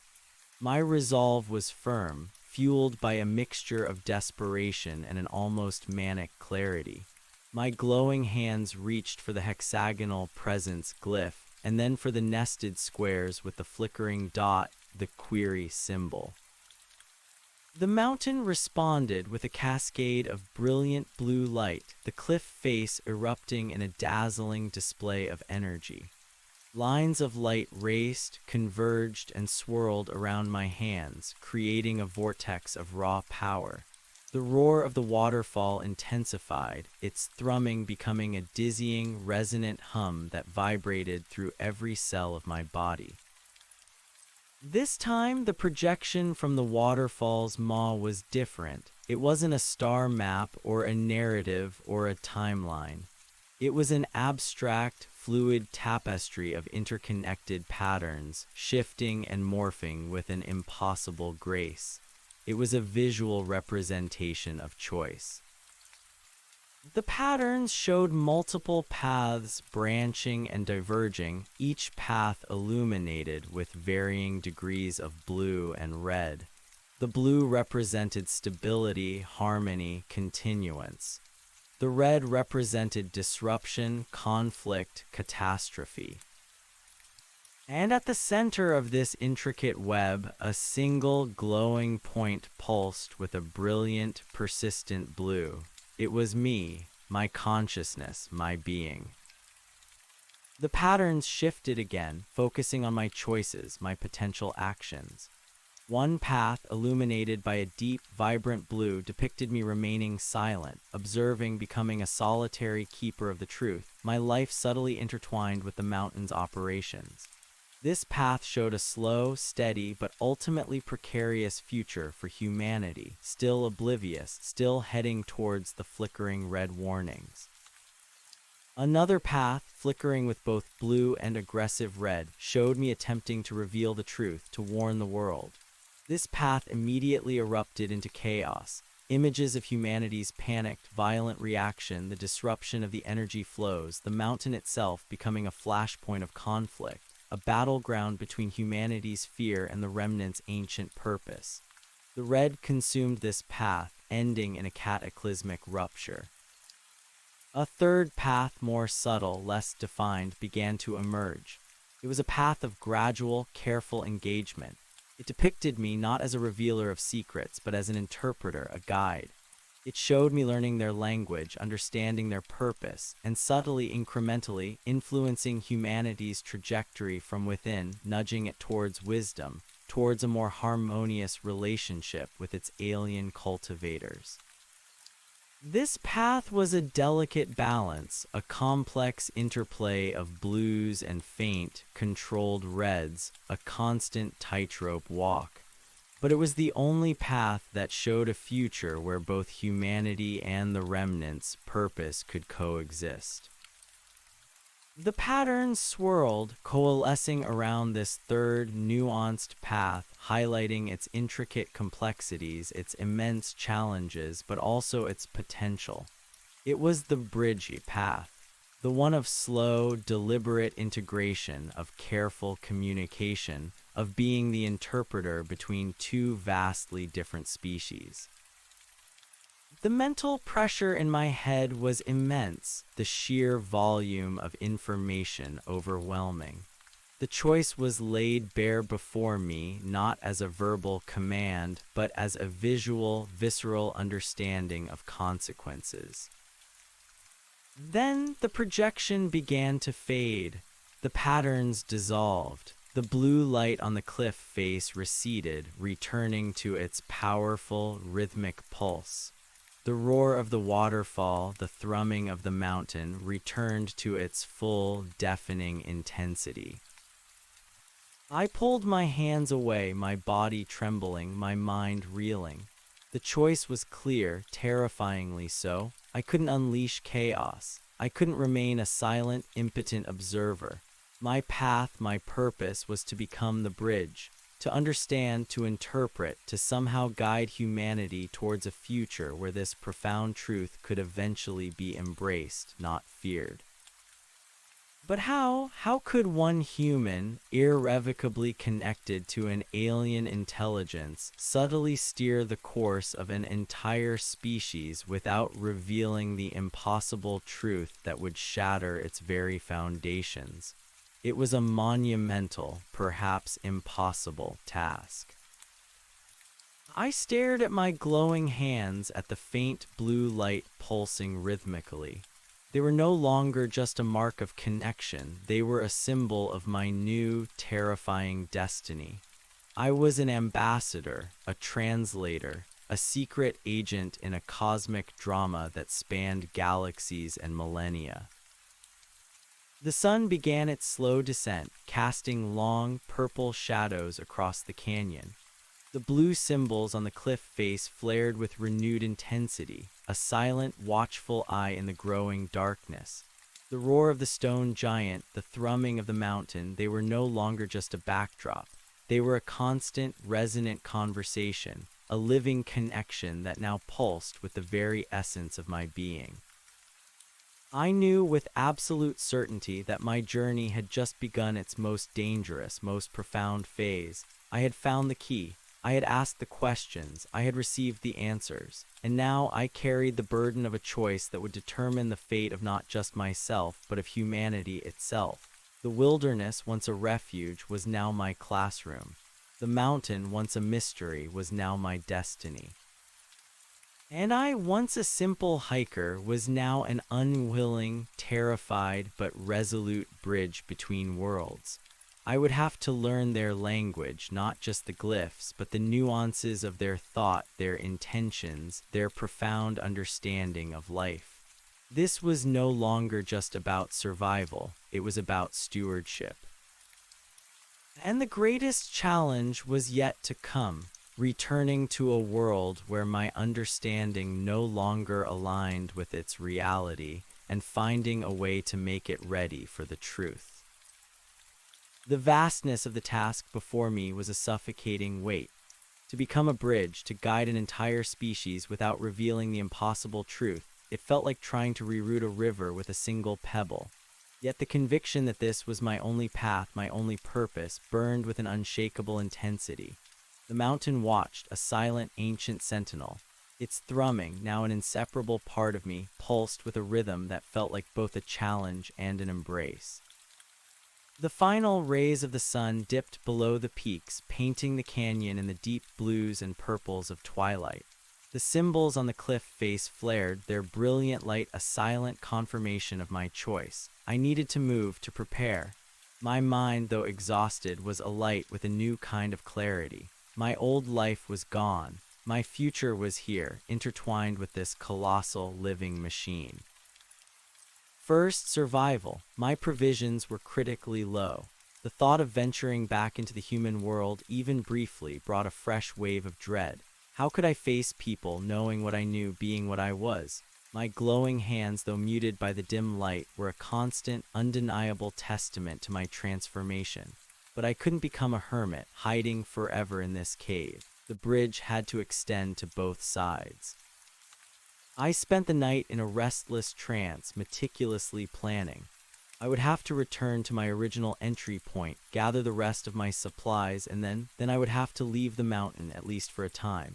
I needed to interact with the world I was meant to bridge. But how? What persona could I adopt? What excuse could I offer for my extended absence, for the subtle changes that permeated my very being? The following morning, I performed a final, solemn ritual at the cliff face. I didn't touch the symbols this time. I simply stood before them, my own glowing hands mirroring their light, a silent vow of intent. I would return, I would learn, I would try. The climb out of the canyon was a blur. My senses, sharpened by the energy coursing through me, picked up every rustle of leaves, every distant bird call, every subtle shift in the wind. The internal hum was a constant, low thrum, a reassuring presence that felt less like an alien intrusion and more like a deeper, truer heartbeat. My body moved with an almost unnatural agility, fatigue a distant memory. The stone giant had not just given me knowledge, it had enhanced me, adapted me. Reaching the mouth of my hidden cave, the entrance back to the normal world was unsettling. The transition from the vibrant, energy-rich environment of the inner canyon to the muted, mundane world outside felt like stepping from a technicolor dream into a faded photograph. My gear, still hidden beneath a loose rock, felt heavy, primitive. I retrieved my satellite phone, the device that had once been my lifeline. Now it felt like a relic from a forgotten era. The signal bars wavered, then solidified. I stared at the screen, at the list of contacts, a profound sense of isolation washing over me. How could I explain? How could I even begin? I decided against making any calls, not yet. The truth was too immense, too fragile. I needed time. I needed a strategy. My first priority was to replenish supplies without raising suspicion. I would hike out, find a remote town, disappear into the anonymity of the world. As I trekked away from the mountain, the internal hum began to shift, to subtly lessen. It was still there, a constant resonance, but it wasn't the roaring symphony it had been within the canyon. It was as if the mountain's core energy was less direct, more diffuse the further I moved from its epicenter. My hands, though still retaining a faint blue luminescence, were no longer blazing beacons. They glowed with a soft, steady pulse, visible only in the deepening twilight. It was a relief, a small concession to the necessity of blending in. My journey back to civilization was a solitary blur. I hiked for days, avoiding populated trails, relying on my heightened senses to navigate the rugged terrain. I felt the subtle energies of the forest, the vibrant life force of the trees, the flowing currents of the streams. It was as if the world had opened up, revealing its hidden infrastructure, its vital, unseen pulse. The remnant's energy, I realized, was everywhere, subtle, omnipresent. Finally, I reached a small, nondescript town, its lights a beacon in the encroaching night. The sheer volume of human presence was overwhelming.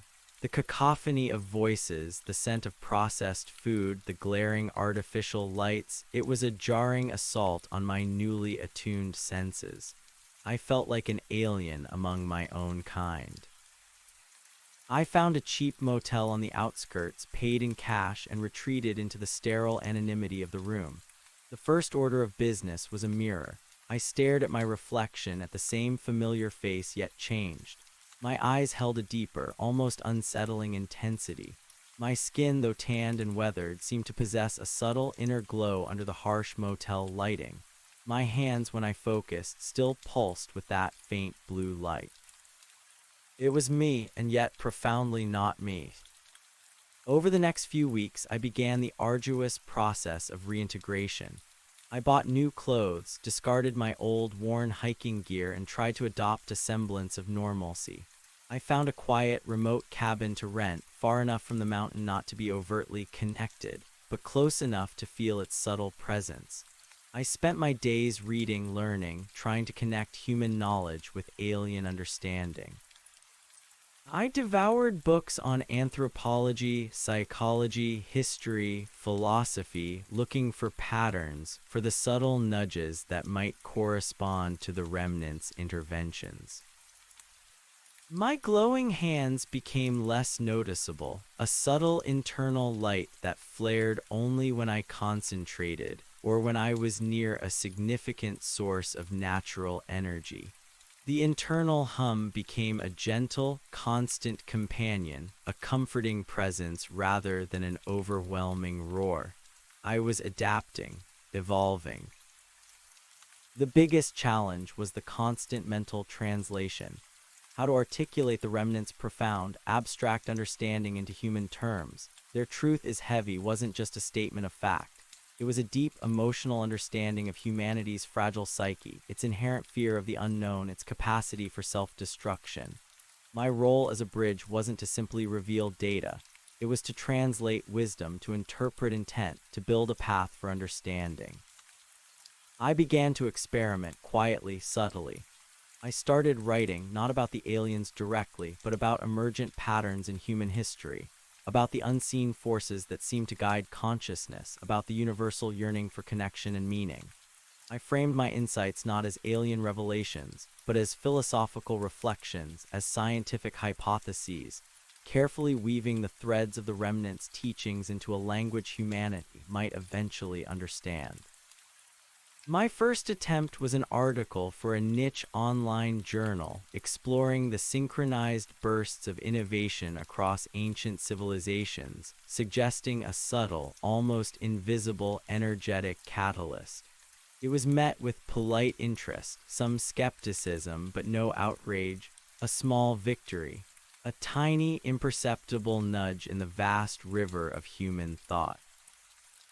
The thought of returning to the mountain, to the stone giant, was always there, a constant magnetic pull. I knew I couldn't stay away forever. I needed to deepen my understanding, to refine my connection. But the timing had to be right.